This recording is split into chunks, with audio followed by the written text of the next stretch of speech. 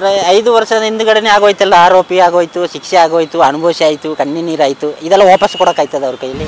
ಆದರೆ ಎಲ್ಲ ಅಪರಾಧ ಮಾಡಿ ಎಲ್ಲ ತಪ್ಪುಗಳು ನನ್ನ ತಲೆಗೆ ಕಟ್ಟಿ ಶಿಕ್ಷೆನೂ ಕೊಟ್ಟು ಆಮೇಲೆ ನೀನು ನಿರಪರಾಧಿ ಅಂತ ಬಿಡುಗಡೆ ಅಂತ ಕಳಿಸ್ತಾರಲ್ಲ, ಈ ಕೆಲಸ ಮೊದಲೇ ಮಾಡಿದರೆ ನನಗೆ ಇಲ್ಲಿ ಗಂಟೆ ಬರ್ತಾನಿತ್ತಿಲ್ಲ. ಅಂದರೆ ಸತ್ತೋಗಿದ್ದಾರೆ ಅಂತ ನಾವು ಯಾರು ಅಂದ್ಕೊಂಡಿದ್ದೀವೋ ಅವಳೇ ಎದ್ದು ಬಂದು ಕೋರ್ಟಲ್ಲಿ ಸಾಕ್ಷಿ ಹೇಳ್ತಾಳೆ ನಾನು ಬದುಕಿದ್ದೀನಿ ಅಂದರೆ ಈ ಥರ ಪ್ರಕರಣ ಎಲ್ಲೂ ಆಗಿಲ್ಲ. ಇದು ಇವರ ಅದೃಷ್ಟ ಅಂತಲೇ ಹೇಳ್ಬೋದು.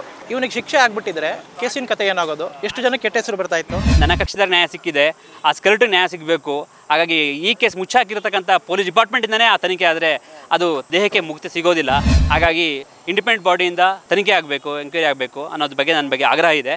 ಅದನ್ನು ನಾನು ಉಚ್ಚ ನ್ಯಾಯಾಲಯದಲ್ಲಿ ನನ್ನ ಸ್ನೇಹಿತರಂಥ KG ಕುಮಾರ್ ಅವ್ರ ಮುಖಾಂತರ ನಾನು ಸಲ್ಲಿಸಲಿಕ್ಕೆ ಮನವಿ ಮಾಡ್ಕೊಳ್ತೀನಿ ಸರ್. ಅವರು ಮಲ್ಲಿಗೆ ಎದ್ದು ಬರಲಿಲ್ಲ ಅಂದರೆ ಈ ಪ್ರಕಾಶ್ಗೆ CM ಅವಾರ್ಡೇ ಆಗ್ಬಿಡ್ತಿತ್ತು ನಿನ್ನ ಪ್ರಕರಣದಲ್ಲಿ ನೋಡಿದ್ರೆ. ನನ್ನ ಲೆಕ್ಕಾಚಾರ ಪ್ರಕಾರ ಆಗಿದ್ರೆ ಅವ್ರಿಗೆ ದೊಡ್ಡ ಪೋಸ್ಟ್, ದೊಡ್ಡ ಅಧಿಕಾರಿ, ಅವರು CM ಸೀಟಲ್ಲಿ ಕೂರೋರೇನು. ಆದರೆ ಇದು ಹಿಂಗೆ ಬಂದು ಹಿಂಗೆ ಸುತ್ತಿ ಈಗ ಬಂದು ಪುನಃ ಈಗ ಬಂದು ಅಲ್ಲಿ ಬಾರಿ ಬಂತು, ಈಗ ಬಂದು ಅವರೇ ಈಗ ಗೂಡು ಒಳಗೆ ಕೂರಂಗೆ ಆಗೋಗಿದೆ. ಅಷ್ಟೇ ಅಲ್ಲ, ಪೊಲೀಸ್ ಸ್ಟೇಷನಲ್ಲಿರೋ ರೆಕಾರ್ಡ್ ಇದೆಯಾ, ರೆಕಾರ್ಡಲ್ಲೂ ಕೂಡ ಇವನು ಕೊಲೆ ಆರೋಪಿ ಅಂತಿದೆ. ಆ ರೆಕಾರ್ಡಿಂದ ಕಿತ್ತಾಕಿ ಅಂತ ಡೈರೆಕ್ಷನ್ ಕೊಟ್ಟಿದ್ರು. ಈ ಥರ ಯಾವತ್ತೂ ಆಗಿಲ್ಲ. ಪ್ರಕರಣ ಕೂಡ ಐತಿಹಾಸಿಕನೇ ಇದು. ಈ ಥರ ಎಲ್ಲೂ ನಡೆದಿಲ್ಲ ಕರ್ನಾಟಕದಲ್ಲಿ. ನಮ್ಮ ಮಗ ಯಾವ ತಪ್ಪು ಮಾಡಿಲ್ಲ, ನಿರಪರಾಧಿಯಾಗಿ ಅಂತ ಅವ್ರನ್ನ ಹೊರಗೆ ಬಿಟ್ಟಿದ್ದಾರೆ. ನನಗೆ ಭಾರಿ ಸಂತೋಷ ಆಗಿದೆ.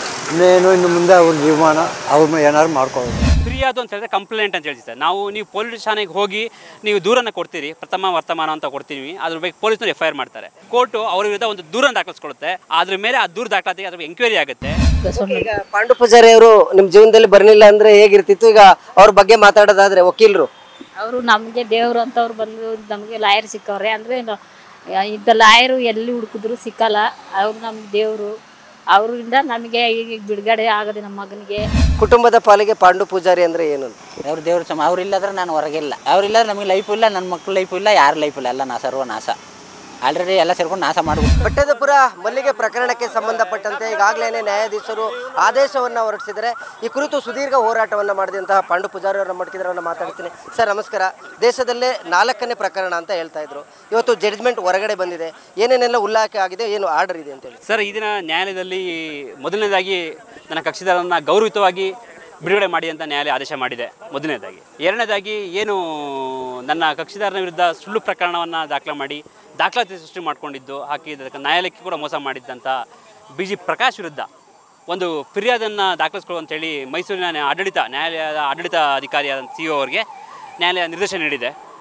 ಈಗ ಪ್ರಕರಣಕ್ಕೂ FIRಗೂ ಏನು ವ್ಯತ್ಯಾಸ ಸರ್? ಪ್ರಕರಣ ಅಂದರೆ ಕೇಸ್ ನಡೆದ ಪ್ರಕರಣ ಬರ್ತದೆ. ಫಿರ್ಯಾದು ಅಂತ ಹೇಳಿದ್ರೆ ಕಂಪ್ಲೇಂಟ್ ಅಂತ ಹೇಳ್ತೀವಿ ಸರ್. ನೀವು ಪೊಲೀಸ್ ಠಾಣೆಗೆ ಹೋಗಿ ನೀವು ದೂರನ್ನು ಕೊಡ್ತೀರಿ, ಪ್ರಥಮ ವರ್ತಮಾನ ಅಂತ ಕೊಡ್ತೀವಿ. ಅದ್ರ ಬಗ್ಗೆ ಪೊಲೀಸ್ನವರು FIR ಮಾಡ್ತಾರೆ. ಆದರೆ ಇಲ್ಲಿ ಕೋರ್ಟೇ ಸುಳ್ಳು ದೂರನ್ನು ಕೊಟ್ಟಿದ್ದಾರೆ, ಸುಳ್ಳು ದಾಖಲಾತಿನ ಸೃಷ್ಟಿ ಮಾಡಿಕೊಟ್ಟಿದ್ದಾರೆ ಅನ್ನೋ ಕಾರಣಕ್ಕೆ ಕೋರ್ಟು ಅವ್ರ ವಿರುದ್ಧ ಒಂದು ದೂರನ್ನು ದಾಖಲಿಸ್ಕೊಳ್ಳುತ್ತೆ. ಅದ್ರ ಮೇಲೆ ಆ ದೂರ ದಾಖಲಾತಿಗೆ ಅದ್ರ ಎಂಕ್ವೈರಿ ಆಗುತ್ತೆ. ಆ ಎಂಕ್ವೈರಿನಲ್ಲಿ ಇದೇ BG ಪ್ರಕಾರ ಇನ್ವೆಸ್ಟಿಗೇಷನ್ ಆಫೀಸರ್ ಆದಂಥವರು ಆರೋಪಿ ಸ್ಥಾನದಲ್ಲಿ ನಿಂತಿರ್ತಾರೆ, ಆರೋಪಿಸಿರ್ತಾರೆ. ಅವರು ಅದನ್ನು ಡಿಫೆನ್ಸ್ ಮಾಡಬೇಕು. ಆರೋಪಿಯಾಗಿ ಸರಿ ಮಾಡಿ ತಪ್ಪು ಮಾಡಿದ ಡಿಫೆನ್ಸ್ ಮಾಡಬೇಕು. ನ್ಯಾಯಾಲಯನೇ ಇದಕ್ಕೆ ಸಾಕ್ಷಿದಾರ ಆಗಿರ್ತದೆ. ಚಾರ್ಜ್ ಶೀಟೇ ದಾಖಲಾತಿಗಳಾಗಿರ್ತದೆ ಸರ್, ಸಾಕ್ಷಿಗಳಾಗಿರ್ತವೆ. ಈಗ ನಾಳೆಯಿಂದ ಅವರು ಸಸ್ಪೆಂಡ್ ಲೆಕ್ಕನ ಇಲ್ಲ ಹೇಗೆ ಸರ್ ಮುಂದುವರಿತಾರ? ಕಾಕಿ ಬಟ್ಟೆ ನಾಳೆಯಿಂದ ಅಂತಿಲ್ಲ, ಈ ಕ್ಷಣದಿಂದನೇ ಕಾಕೆ ಬಟ್ಟೆ ಹಾಕಲಿಕ್ಕೆ ಅವರು ಅನರ್ಹರು. ಆರೋಪಿ ಆಗಿರೋ ಕಾರಣ ಅವ್ರು ಅನರ್ಹರಾಗಿರ್ತಾರೆ. ಯಾಕಂದರೆ ನಾನು ಸಣ್ಣ ಪುಟ್ಟ ವ್ಯಕ್ತಿಗಳು ಕಂಪ್ಲೇಂಟ್ ಕೊಟ್ಟಿಲ್ಲ. ಇದರಲ್ಲಿ ದೂರು ಕೊಟ್ಟಿರ್ತಕ್ಕಂಥದ್ದು ನ್ಯಾಯಾಲಯ, 5ನೇ ಹೆಚ್ಚುವರಿ ನ್ಯಾಯಾಲಯನೇ ದೂರನ್ನು ದಾಖಲಿಸ್ಕೊಂಡು ನಿರ್ದೇಶನ ಕೊಟ್ಟಿರೋ ಕಾರಣ ಈ ಕ್ಷಣದಿಂದ ಆತ ಪೊಲೀಸ್ ಅಧಿಕಾರಿ ಯೂನಿಫಾರ್ಮ್ ಹಾಕಲಿಕ್ಕೆ ಅನ್ಫಿಟ್. ಅದ್ರ ಜೊತೆಗೆ ನ್ಯಾಯಾಲಯ ಏನು ಮಾಡಿದೆ ಅಂತಂದರೆ ಇವತ್ತು ಅದ್ರ ಜೊತೆಗೆ ಏನು ಈ ಇನ್ವೆಸ್ಟಿಗೇಷನ್ ಭಾಗಿಯಾಗಿರ್ತಕ್ಕಂಥ ಮೊದಲನೇದಾಗಿ ಜಿತೇಂದ್ರ ಕುಮಾರ್, ಯಾರು ಇಂಡಿಯನ್ IPS ಅಧಿಕಾರಿ ಇದ್ದಾರೆ, ಅವರು ಜೊತೆಗೆ ಇನ್ವೆಸ್ಟಿಗೇಷನ್ ಆಫೀಸರ್ ಮಹೇಶ್ ಕುಮಾರ್, ಪ್ರಕಾಶ್ ಎತ್ತಿಮನಿ, ಇವ್ರ ವಿರುದ್ಧ ಡಿಪಾರ್ಟ್ಮೆಂಟ್ ಎಂಕ್ವೈರಿ ಮಾಡಬೇಕು ಅಂದ್ಬಿಟ್ಟು ಮೈಸೂರಿನ IGP ಅವರಿಗೆ ನಿರ್ದೇಶನ ಕೊಟ್ಟಿದೆ. ಹೋಮ್ ಸೆಕ್ರೆಟರಿವರೆಗೂ ಜಡ್ಜ್ಮೆಂಟ್ ಕಾಪಿ ಕೂಡ ಕಳಿಸ್ಕೊಟ್ಟಿದೆ. ಚೀಫ್ ಸೆಕ್ರೆಟರಿ ಕೂಡ ಕಾಪಿ ಕಳಿಸ್ಕೊಟ್ಟಿದೆ. ಜೊತೆಗೆ ನನ್ನ ಕಕ್ಷಿದಾರರಿಗೆ 1 ಲಕ್ಷ ಪರಿಹಾರ ಕೊಡಬೇಕು ಅಂತ ಆದೇಶ ಮಾಡಿದೆ. 1 ಲಕ್ಷ ಪರಿಹಾರ ಕೊಡಬೇಕು ಅಂತ ಆದೇಶ ಮಾಡಿದೆ. ಅದ್ರ ಜೊತೆಗೆ ಏನು ಹಿಂದೆ ಸ್ಕೆಲಿಟನ್ ಸಿಕ್ಕಿತ್ತು, ಆ ಸ್ಕೆಲಿಟನ್ಗೆ ನ್ಯಾಯ ಒದಗಿಸೋಕ್ಕೋಸ್ಕರ SP ನೇತೃತ್ವದಲ್ಲಿ ತನಿಖೆ ಆಗಬೇಕು. ಅದು ಯಾರ ಬಾಡಿ ಅದಕ್ಕೆ ಸಂಬಂಧಪಟ್ಟ ತನಿಖೆ ಮಾಡಿ ಅದನ್ನು ನ್ಯಾಯಾಲಯಕ್ಕೆ ವರದಿ ಒಪ್ಪಿಸಬೇಕು ಅಂತ ಹೇಳಿದೆ. ಜೊತೆಗೆ ಏನು ಪೊಲೀಸರು ವಿರುದ್ಧನೇ ಹೋರಾಟ ಮಾಡಿದ್ರಿ, ಪೊಲೀಸರು ಏನೆಲ್ಲ ಮಾಡಿದ್ರು ಅಂತ ಜಡ್ಜು ತುಂಬ ಚೆನ್ನಾಗಿ ಡೀಟೇಲ್ ಮಾಡಿದ್ದಾರೆ. ಅಟ್ ಎ ಸೇಮ್ ಟೈಮ್ ಈ ಆರೋಪ ಆಗಿದೆ, ಮಲ್ಲಿಗೆಯವರು ಜಡ್ಜ್ ಮುಂದೆ ಬಂದು ಸಾಕ್ಷಿಯನ್ನು ಜೀವಂತವಾಗಿ ಹೇಳಿದ್ದಾರೆ. ಇದಾದಮೇಲೆ 1 ವಾರ 10 ದಿನ ಆಗಿದೆ. ಇಲ್ಲಿವರೆಗೂ ಕೂಡ ಪ್ರಕಾಶವನ್ನು ಸಸ್ಪೆಂಡ್ ಮಾಡ್ತಕ್ಕಂಥ ವಿಚಾರಕ್ಕೆ ಕೈ ಹಾಕ್ತೇ ಇರೋ ಒಬ್ಬ SPI ಆಫೀಸರ್ ಇದನ್ನು ಜಿನೈನಾಗಿ ಎಂಕ್ವೈರಿ ಮಾಡಿ ಒಳ್ಳೆ ವರದಿ ಕೊಡ್ತಾರೆ ಅನ್ನೋ ಕಾನ್ಫಿಡೆನ್ಸ್ ನಿಮಗಿದೆಯಾ ಅಂತ? ಖಂಡಿತ ನನಗೆ ಕಾನ್ಫಿಡೆನ್ಸ್ ಇಲ್ಲ. ಹಾಗಾಗಿ ನನ್ನ ಜಡ್ಜ್ಮೆಂಟ್ ಪೂರ್ಣ ಬರಲಿ ಸರ್. ಬಂದ ನಂತರ ನಾನು ಹೈಕೋರ್ಟ್ನಲ್ಲಿ ಅದ್ರ ಬಗ್ಗೆ ನಾನು ಮೇಲ್ಮನೆ ಸಲ್ಲಿಸ್ತೀನಿ. ಯಾಕಂದರೆ ನನ್ನ ಕಕ್ಷಿದಾರ ನ್ಯಾಯ ಸಿಕ್ಕಿದೆ, ಆ ಸ್ಕೆಲಿಟನ್ ನ್ಯಾಯ ಸಿಗಬೇಕು. ಹಾಗಾಗಿ ಈ ಕೇಸ್ ಮುಚ್ಚಾಕಿರತಕ್ಕಂಥ ಪೊಲೀಸ್ ಡಿಪಾರ್ಟ್ಮೆಂಟಿಂದನೇ ಆ ತನಿಖೆ ಆದರೆ ಅದು ಆ ದೇಹಕ್ಕೆ ಮುಕ್ತಿ ಸಿಗೋದಿಲ್ಲ. ಹಾಗಾಗಿ ಇಂಡಿಪೆಂಡೆಂಟ್ ಬಾಡಿಯಿಂದ ತನಿಖೆ ಆಗಬೇಕು, ಎಂಕ್ವೈರಿ ಆಗಬೇಕು ಅನ್ನೋದ್ರ ಬಗ್ಗೆ ನನ್ನ ಬಗ್ಗೆ ಆಗ್ರಹ ಇದೆ. ಅದನ್ನು ನಾನು ಉಚ್ಚ ನ್ಯಾಯಾಲಯದಲ್ಲಿ ನನ್ನ ಸ್ನೇಹಿತರಂಥ KG ಕುಮಾರ್ ಅವ್ರ ಮುಖಾಂತರ ನಾನು ಸಲ್ಲಿಸಲಿಕ್ಕೆ ಮನವಿ ಮಾಡ್ಕೊಳ್ತೀನಿ ಸರ್. ಸರ್, ನೀವು ಹೇಳಿದ್ರಿ ಇಷ್ಟು 4 ವರ್ಷಗಳಾಗಿದೆ, ಅದು ಅವಾಗಲೇ ಮೂಳೆ ರೂಪದಲ್ಲಿ ಸಿಕ್ಕಿದ ಮೃತದೇಹ ಅಂತ ಹೇಳ್ತಾರೆ. ಸಾಕ್ಷಿಗಳೆಲ್ಲ ಇರ್ತವ? ಯಾವ ರೀತಿ ಟೆಕ್ನಿಕಲ್ ಎವಿಡೆನ್ಸ್ ಯಾವ ರೀತಿ ತಗೊಳ್ತಾರೆ? ಬೇರೆ ಸಾಕ್ಷಿಗಳು ಹೇಗೆ ಸಿಗ್ತದೆ? ಯಾವ ರೀತಿ ತನಿಖೆ ಮಾಡಬೇಕು ಅಂತ ನಿರೀಕ್ಷೆ ನಿಮಗೆ? ಸರ್, ಈಗ ಆ್ಯಕ್ಚುಲಿ ಯಾವುದೇ ಬಾಡಿ ಆಗಲಿ ಸ್ಕೆಲಿಟನ್ನಲ್ಲಿ ಬೆನ್ನಿನ ಹಿಂಭಾಗ ಏನಿರ್ತದೆ, ಶ್ವಾಸ ಇದಿರ್ತದೆ, ನಮ್ಮ ಗರ್ಭಕೋಶ ಅಂತ ಹೆಣ್ಮಕ್ಳ ಗರ್ಭಕೋಶ ಆಗಿರುತ್ತೆ, ಅಥವಾ ಬೋನ್ನ ಸೊಂಟದ ಏನಿರ್ತದೆ, ಆ DNA ಹಾಗೆ ಇರ್ತದೆ. ಈಗ ಹಾಗೆ DNA ಆಗಿದೆ, ಆ DNA ಪ್ರೊಫೈಲ್ ಹಾಗೆ ಇರ್ತದೆ. ನೆಕ್ಸ್ಟ್ ಏನಾರ ಬಾಡಿ ಎಲ್ಲ ಡೌಟ್ ಬಂದಾಗ, ಯಾರು ಕಳೆದೋಗಿರ್ತಕ್ಕ ಸಂದರ್ಭದಲ್ಲಿ ಬೇರೆ ತನಿಖೆ ಕಂಡು ಬಂದರೆ, ಅಕಸ್ಮಾತ್ ಇವರೇ ಬಾಯಿ ಬಿಡಿಸಿದ್ರೆ, ಏನು ನನ್ನ ಕಕ್ಷಿದಾರಿಗೆ ಬಾಯಿ ಬಿಡಿಸ್ಕೊಂಡ್ರೆ ಪೊಲೀಸ್ ಎಂಕ್ವೈರಿ ಮಾಡೋ ಥರ, ಅದೇ ಥರ ಇವ್ರನ್ನೂ ಕೂಡ ಬಾಯಿ ಬಿಡಿಸಿದ್ರೆ ಬಹುಶಃ ತನಿಖೆ ಸತ್ಯತೆ ಅದೇ ನೋಡ್ಬೇಕು. ಪೊಲೀಸರು ಬಾಯಿ ಬಿಡಿಸ್ತಾರಾ ಸರ್? ಬಿಡಿಸ್ಲೇಬೇಕು ಸರ್, ಆರೋಪಿ ಆದ್ಮೇಲೆ ಬಿಡಿಸ್ಲೇಬೇಕಾಗತ್ತಲ್ಲ ಖಂಡಿತ. ಬೇರೊಬ್ರು ಸಾಮಾನ್ಯ ವ್ಯಕ್ತಿಗೆ ಒಂದು ನ್ಯಾಯ, ಅಧಿಕಾರಿಗೆ ಒಂದು ನ್ಯಾಯ ಆಗಬಾರ್ದು, ಎಲ್ಲರಿಗೂ ಒಂದೇ ನ್ಯಾಯ ಆಗಿರಬೇಕು. ಆತನ ತನಿಖೆ ಆಗಲಿ, ಬಂಪರ್ ಪರೀಕ್ಷೆ ಆಗಲಿ, ಪೊಲೀಸ್ ಅಧಿಕಾರಿಗಳ ಮೇಲೆ ಬಂಪರ್ ಪರೀಕ್ಷೆ ಆಗಲಿ, ಬಂಪರ್ ಪರೀಕ್ಷೆ ಬಾಯಿ ಬಿಡ್ತಾರೆ. 3 ಜನಗಳ ವಿರುದ್ಧ ಡಿಪಾರ್ಟ್ಮೆಂಟ್ ಎಂಕ್ವೈರಿ ಅಂತ ಮಾತ್ರ ಹೇಳುತ್ತೆ ನ್ಯಾಯಾಲಯ, ಪ್ರಕಾಶ್ ವಿರುದ್ಧ ಮಾತ್ರ ಪ್ರಕರಣ ದಾಖಲಿಸಿ ಅಂತ ಹೇಳುತ್ತೆ. ಆದರೂ ಕೂಡ ಸಂತುಷ್ಟವಾಗಿದ್ದೀವಿ ನಾವು ಕೂಡ. ನಾನು ಮೇಲ್ನೋಟಿಗೆ ನಾನು ಕೂಡ ಸಂತೋಷನಾಗಿದ್ದೀನಿ. ಯಾಕಂದರೆ ಇಡೀ ತನಿಖೆ ತಂಡ ಏನಿದೆ ಅವ್ರ ಮೇಲೆ ಸಂಪೂರ್ಣವಾದಂಥ ಚಾರ್ಜ್ ಆಗಿರಬೇಕು, ಕೋರ್ಟು ಕಾಗ್ನೆಸ್ ತೊಗೋಬೇಕಂತ ನನ್ನ ಅಭಿಪ್ರಾಯ ಇತ್ತು. ಕೋರ್ಟ್ ಕೇವಲ IO investigation officer final charge sheet ಹಾಕಿರ್ತಕ್ಕಂಥ ತಗೊಂಡಿದ್ದಾರೆ. ಜೊತೆ ಇದ್ದಂಥ ಒಬ್ಬ ಪೊಲೀಸ್ ಪೇದೆ, ಸ್ಪಾಟ್ಗೆ ಹೋದವರು, FIR ಮಾಡಿದವರು, ಮೂಳೆಗಳನ್ನು ತೆಗೆದವರು, ಈತನನ್ನು ಅರೆಸ್ಟ್ ಮಾಡಿದವರು, ಇವರೆಲ್ಲ ಕೂಡ ಕೋರ್ಟ್ನಲ್ಲಿ ಚಾರ್ಜ್ ಶೀಟಲ್ಲಿ ಉಲ್ಲೇಖ ಆಗಿದವ್ರೆ. ಅಷ್ಟು ಹೆಸರುಗಳು, ಕೇವಲ ಪ್ರಕಾಶ್ ಅವರೊಬ್ಬರು ಮಾತ್ರ ಇಲ್ಲಿ ಪ್ರಕರಣ ಆಗಿದೆ. ಆ ಟೀಮು ಇಲ್ಲಿರ್ತಕ್ಕಂಥ ಮೆಂಬರ್ಗಳು, WPCಗಳು, PCಗಳು ಅವ್ರು ಯಾರು ಕೂಡ ಉಲ್ಲೇಖ ಆಗಲಿಲ್ಲ ಅಂತ ನೋಡೋಣ ಅಂತ ಸಂಪೂರ್ಣ ತೀರ್ಪನ್ನು ಓದಬೇಕು. ನಾನು ಸಂಪೂರ್ಣ ತೀರ್ಪನ್ನು ಓದಿದಾಗ ನಾನು ಕೋರ್ಟ್ ಯಾಕೆ ಈ ಕನ್ಕ್ಲೂಷನ್ ಬಂದಿದೆ ಗೊತ್ತಾಗುತ್ತೆ. ಇವಾಗ ಸದ್ಯಕ್ಕೆ ಕೋರ್ಟ್ ಫೈನಲ್ ಆರ್ಡರ್ ಮಾತ್ರ ಅದನ್ನು ಹೇಳಿದೆ ಅಷ್ಟರಲ್ಲಿ. ನಾನು ಸಂಪೂರ್ಣ ಆದೇಶ ಓದ ನಂತರ ನಾನು ನೋಡ್ಕೊಳ್ತೀನಿ. ಬಟ್ ನಾನಂತೂ ಅದನ್ನು ನಮ್ಮ ಕಕ್ಷಿದಾರ ಪರವಾಗಿ ಮೊನ್ನೆ ಉಚ್ಚ ನ್ಯಾಯಾಲಯದಲ್ಲಿ ಎಲ್ಲರನ್ನೂ ಕೂಡ ಆರೋಪಿಗಳು ಮಾಡಬೇಕು ಇದರಲ್ಲಿ ಅಂತ ಹೇಳಿ ನಾನು ಪ್ರಶ್ನೆ ಮಾಡ್ತೀನಿ ಖಂಡಿತವಾಗಿ. ಎಂಟೈರ್ ತಂಡನ ಇನ್ಕ್ಲೂಡಿಂಗ್ ಪೊಲೀಸ್ ಕಾನ್ಸ್ಟೇಬಲಿಂದ ಹಿಡಿದು ಆ ಸಂದರ್ಭದಲ್ಲಿ ಯಾರು ಮಾಡಿದ್ರು ಅದನ್ನು ಇನ್ವೆಸ್ಟಿಗೇಷನ್ ಮಾಡ್ಕೊಂಡು ಯಾರು ತಂಡದಲ್ಲಿ ಯಾರು ಇದ್ದರು ಎಲ್ಲರನ್ನೂ ಕೂಡ ಹೈಕೋರ್ಟ್ ಮೊನ್ನೆ ಉಚ್ಚ ನ್ಯಾಯಾಲಯ ಸರ್ ಉಚ್ಚ ನ್ಯಾಯಾಲಯ ಮಾಡ್ತೀನಿ ಸರ್. 2 ವರ್ಷ ಅವನಿಗೆ ಅಪಮಾನ ಆಗಿತ್ತು, ಸಾಮಾಜಿಕವಾಗಿ ಅವನಿಗೆ ಘಾಸಿ ಆಗಿತ್ತು. ಈಗ ನ್ಯಾಯಾಧೀಶರು ಹೇಳಿದ್ರು ಗೌರವಾನ್ವಿತವಾಗಿ ನಿಮ್ಮನ್ನು ಬಿಡುಗಡೆ ಮಾಡ್ತೀವಿ. ಬೆಟ್ಟದಪುರದಲ್ಲಿ ನಿಮ್ಮ ವಿಚಾರಕ್ಕೆ ಸಂಬಂಧಪಟ್ಟಂತೆ ಏನೆಲ್ಲ ಪ್ರಕರಣ ಇತ್ತು ಆ ಪ್ರಕರಣಗಳನ್ನು ಇವತ್ತಿಂದ ನಾವು ಡಿಲೀಟ್ ಮಾಡಿಸಿದ್ದೀವಿ ಅಂತ ಹೇಳ್ತಾರೆ. ಒಂದು ಪ್ರಕರಣ ಪೊಲೀಸ್ ಡೈರಿನಲ್ಲಿ ಏನಿತ್ತು ಅದನ್ನು ರಿಮೂವ್ ಮಾಡೋಕ್ಕೆ ಹೇಳಿದ್ದೀನಿ. ಇವತ್ತಿಂದ ಆತ ಆರೋಪಿನೂ ಅಲ್ಲ, ಅಪರಾಧಿನೂ ಅಲ್ಲ, ಒಬ್ಬ ಸುರೇಶ. ಇವತ್ತು ಕೂಡ ಹಾಡಿ ಜನಾಂಗದ ಸುರೇಶನೇ, ಕುರುಬರ ಸುರೇಶನಾಗಿ ಇರ್ತಾನೆ. ಆತನ ವಿರುದ್ಧ ಯಾವುದೇ ಥರದ ಪ್ರಕರಣಗಳು ಇವತ್ತು ಇರೋದಿಲ್ಲ. ಏನು ಪ್ರಕರಣದ ಉಲ್ಲೇಖ FIR ಹಳೆ ಲೆಡ್ಜರಲ್ಲಿ ಇರುತ್ತೆ, ಲೆಡ್ಜರಲ್ಲಿ ಆ ಲೆಡ್ಜರ್ ಹೊಡೆದಾಕಿ ಅಂತ ಹೇಳಿದೆ. ಅಂದರೆ ಮುಂದೆ ಯಾವತ್ತೂ ಕೂಡ ಆತನ ಹೆಸರು ಪೊಲೀಸ್ ದಾಖಲಾತಿ ಇರಬಾರ್ದು, ಈ ಪ್ರಕರಣ ಸಂಬಂಧಪಟ್ಟಾಗ ಮಾತ್ರ ಇರಬಾರ್ದು ಅನ್ನೋದು ಹೇಳಿದೆ. ಅದೊಂದು ಸಂತೋಷ ವಿಚಾರ ಹೇಳಿರ್ತಕ್ಕಂಥದ್ದು. ದೊಡ್ಡ ಮಟ್ಟದಲ್ಲಿ ಸಿಗುತ್ತೆ ಅಂತಿತ್ತು, ಯಾಕಂದರೆ ಇನ್ವೆಸ್ಟಿಗೇಷನ್ ಆಫೀಸರ್ ಎಡವಟ್ ಮಾಡಿದ್ದಾರೆ. ಸರ್ಕಾರದಿಂದ 1 ಲಕ್ಷ ಕೊಡಿ ಅಂತ ಆದೇಶ ಆಗಿದೆ. ಆ್ಯಕ್ಚುಲಿ 2 ವರ್ಷದಲ್ಲಿ ವ್ಯಕ್ತಿ ಕೇವಲ 1 ಲಕ್ಷ ಲಾಸ್ ಅನ್ನೋದೊಂದು ತುಂಬ ಎಕ್ಸ್ಪೆಕ್ಟೇಷನ್ ಜಾಸ್ತಿ ಇತ್ತು ಸರ್ ಆತನಿಗೆ ಆದಂಥ ಆರ್ಥಿಕ ನಷ್ಟದ ವಿಚಾರದಲ್ಲಿ. ಖಂಡಿತ ಅದ್ರ ಬಗ್ಗೆ ನನಗೂ ಕೂಡ ಈ ನ್ಯಾಯಾಲಯಕ್ಕೆ ಯಾವ ಆದೇಶ ಮಾಡ್ಬೋದು ಆ ಮಿತಿಯಲ್ಲೇ ಮಾಡಿದೆ. ಈ ನ್ಯಾಯಾಲಯಕ್ಕೆ ನಾವು ಮೊನ್ನೆ ಇನ್ನೂ ಹೆಚ್ಚಿನ ಮಟ್ಟದಲ್ಲಿ ಕೇಳಲಿಕ್ಕೆ ಅವಕಾಶ ಇದೆಯಾ ಅಂತ. ಖಂಡಿತ ಮೊನ್ನೆ ಉಚ್ಚ ನ್ಯಾಯಾಲಯದಲ್ಲಿ ಇದು ಹೆಚ್ಚಿನ ಪರಿಹಾರ ಕೇಳೋದ ಅವಕಾಶ ಇದೆ. ಜೊತೆಗೆ ಇವ್ರ ಮೇಲೆ ಶಿಕ್ಷೆ ಮಾಡೋಕ್ಕೋಸ್ಕರನೂ ವಿಧಿಸೋಕ್ಕೋಸ್ಕರನೂ ಆರೋಪಿಗಳನ್ನ ಹೆಚ್ಚು ಸೇರಿಸಬೇಕು ಅನ್ನೋ ಕಾರಣ ಇದೆ. ಜೊತೆಗೆ ಮೃತದೇಹ ಏನಿದೆ, ಏನು ಸ್ಕೆಲಿಟನ್ ಅದ್ರ ಮೇಲೆ ಕೂಡ ಹೆಚ್ಚು ತನಿಖೆ ಬಗ್ಗೆ ಎಲ್ಲವನ್ನು ಒಟ್ಟಾರೆಯಾಗಿ ನಾವು ನಮ್ಮ ಉಚ್ಚ ನ್ಯಾಯಾಲಯದಲ್ಲಿ ಕ್ರಿಮಿನಲ್ ಪ್ರೊಸೀಜರ್ ಕೋಡ್ 482 ಪ್ರಕಾರ ನಾನು ಮೇಲ್ಮನೆ ಸಲ್ಲಿಸ್ಕೊಳ್ತೀವಿ ಸರ್. ಈ ಒಂದು ಪ್ರಕರಣದ ಮೊದಲ ಎಂಕ್ವೈರಿ ಬೆಟ್ಟದಪುರ ಲಿಮಿಟ್ನ ಶಾನ್ಬಾಗ್ನಹಳ್ಳಿಯಿಂದನೇ ಆಗಬೇಕು. ಖಂಡಿತ ಸರ್, ಎಲ್ಲಿ ಸ್ಕೆಲಿಟನ್ ಸಿಕ್ತೋ ಅಲ್ಲಿಂದ ಸ್ಟಾರ್ಟ್ ಆಗಬೇಕು, ಅಲ್ಲಿಂದ ಮತ್ತೆ ಪ್ರಾರಂಭ ಆಗುತ್ತೆ. ದೇಹ ಸ್ಕೆಲಿಟನ್ಗೆ ಜೀವ ಬಂದಿದೆ, ಅದಕ್ಕೆ ಮುಕ್ತಿ ಸಿಕ್ಕಿಲ್ಲ. ಖಂಡಿತ ನಮ್ಮ ಪ್ರಕರಣದಿಂದ ನಮ್ಮ ಮುಖಾಂತರ ಕೂಡ ಸ್ಕೆಲಿಟನ್ಗೆ ಮುಕ್ತಿ ಸಿಗುತ್ತೆ ಅಂತ ನಾನು ಭಾವಿಸ್ಕೊಳ್ತೀನಿ ಸರ್. ಇದೇ ಪ್ರಕರಣದಲ್ಲಿ 52 ಸಾಕ್ಷಿಗಳಿದ್ರು, ಎಲ್ಲರೂ ಕೂಡ ಶಾನ್ಭಾಗ್ನಹಳ್ಳಿ ಅಕ್ಕಪಕ್ಕದ ಹಳ್ಳಿಯವರೇ.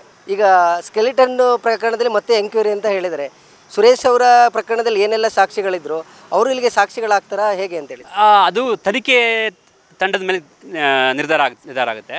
ಆದರೆ ಈ ಪ್ರಕರಣ ಸಾಕ್ಷಿ ಫ್ಯಾಬ್ರಿಕೇಟ್ ಏನು ಮಾಡಿದ್ರು ಅದಕ್ಕೆ ಸಾಕ್ಷಿಗಳಾಗ್ತಾರೆ. ಯಾಕೆಂದರೆ ಅಲ್ಲಿ ಯಾರೂ ಕೂಡ ಬಾಡಿ ಕೂಡ ನೋಡಿಲ್ಲ, ಸಾಕ್ಷಿ ಮಾಜರ್ ಕೂಡ ಬಂದಿಲ್ಲ. ಪೊಲೀಸ್ನವ್ರು ಕ್ರಿಯೇಟ್ ಮಾಡಿರೋದಕ್ಕೆ ಇವತ್ತು BG ಪ್ರಕಾಶ್ ಅವ್ರ ಮೇಲೆ ಕೋರ್ಟ್ ಕಾಗ್ನೆಸ್ ತೊಗೊಂಡಿರ್ತಕ್ಕಂಥದ್ದು.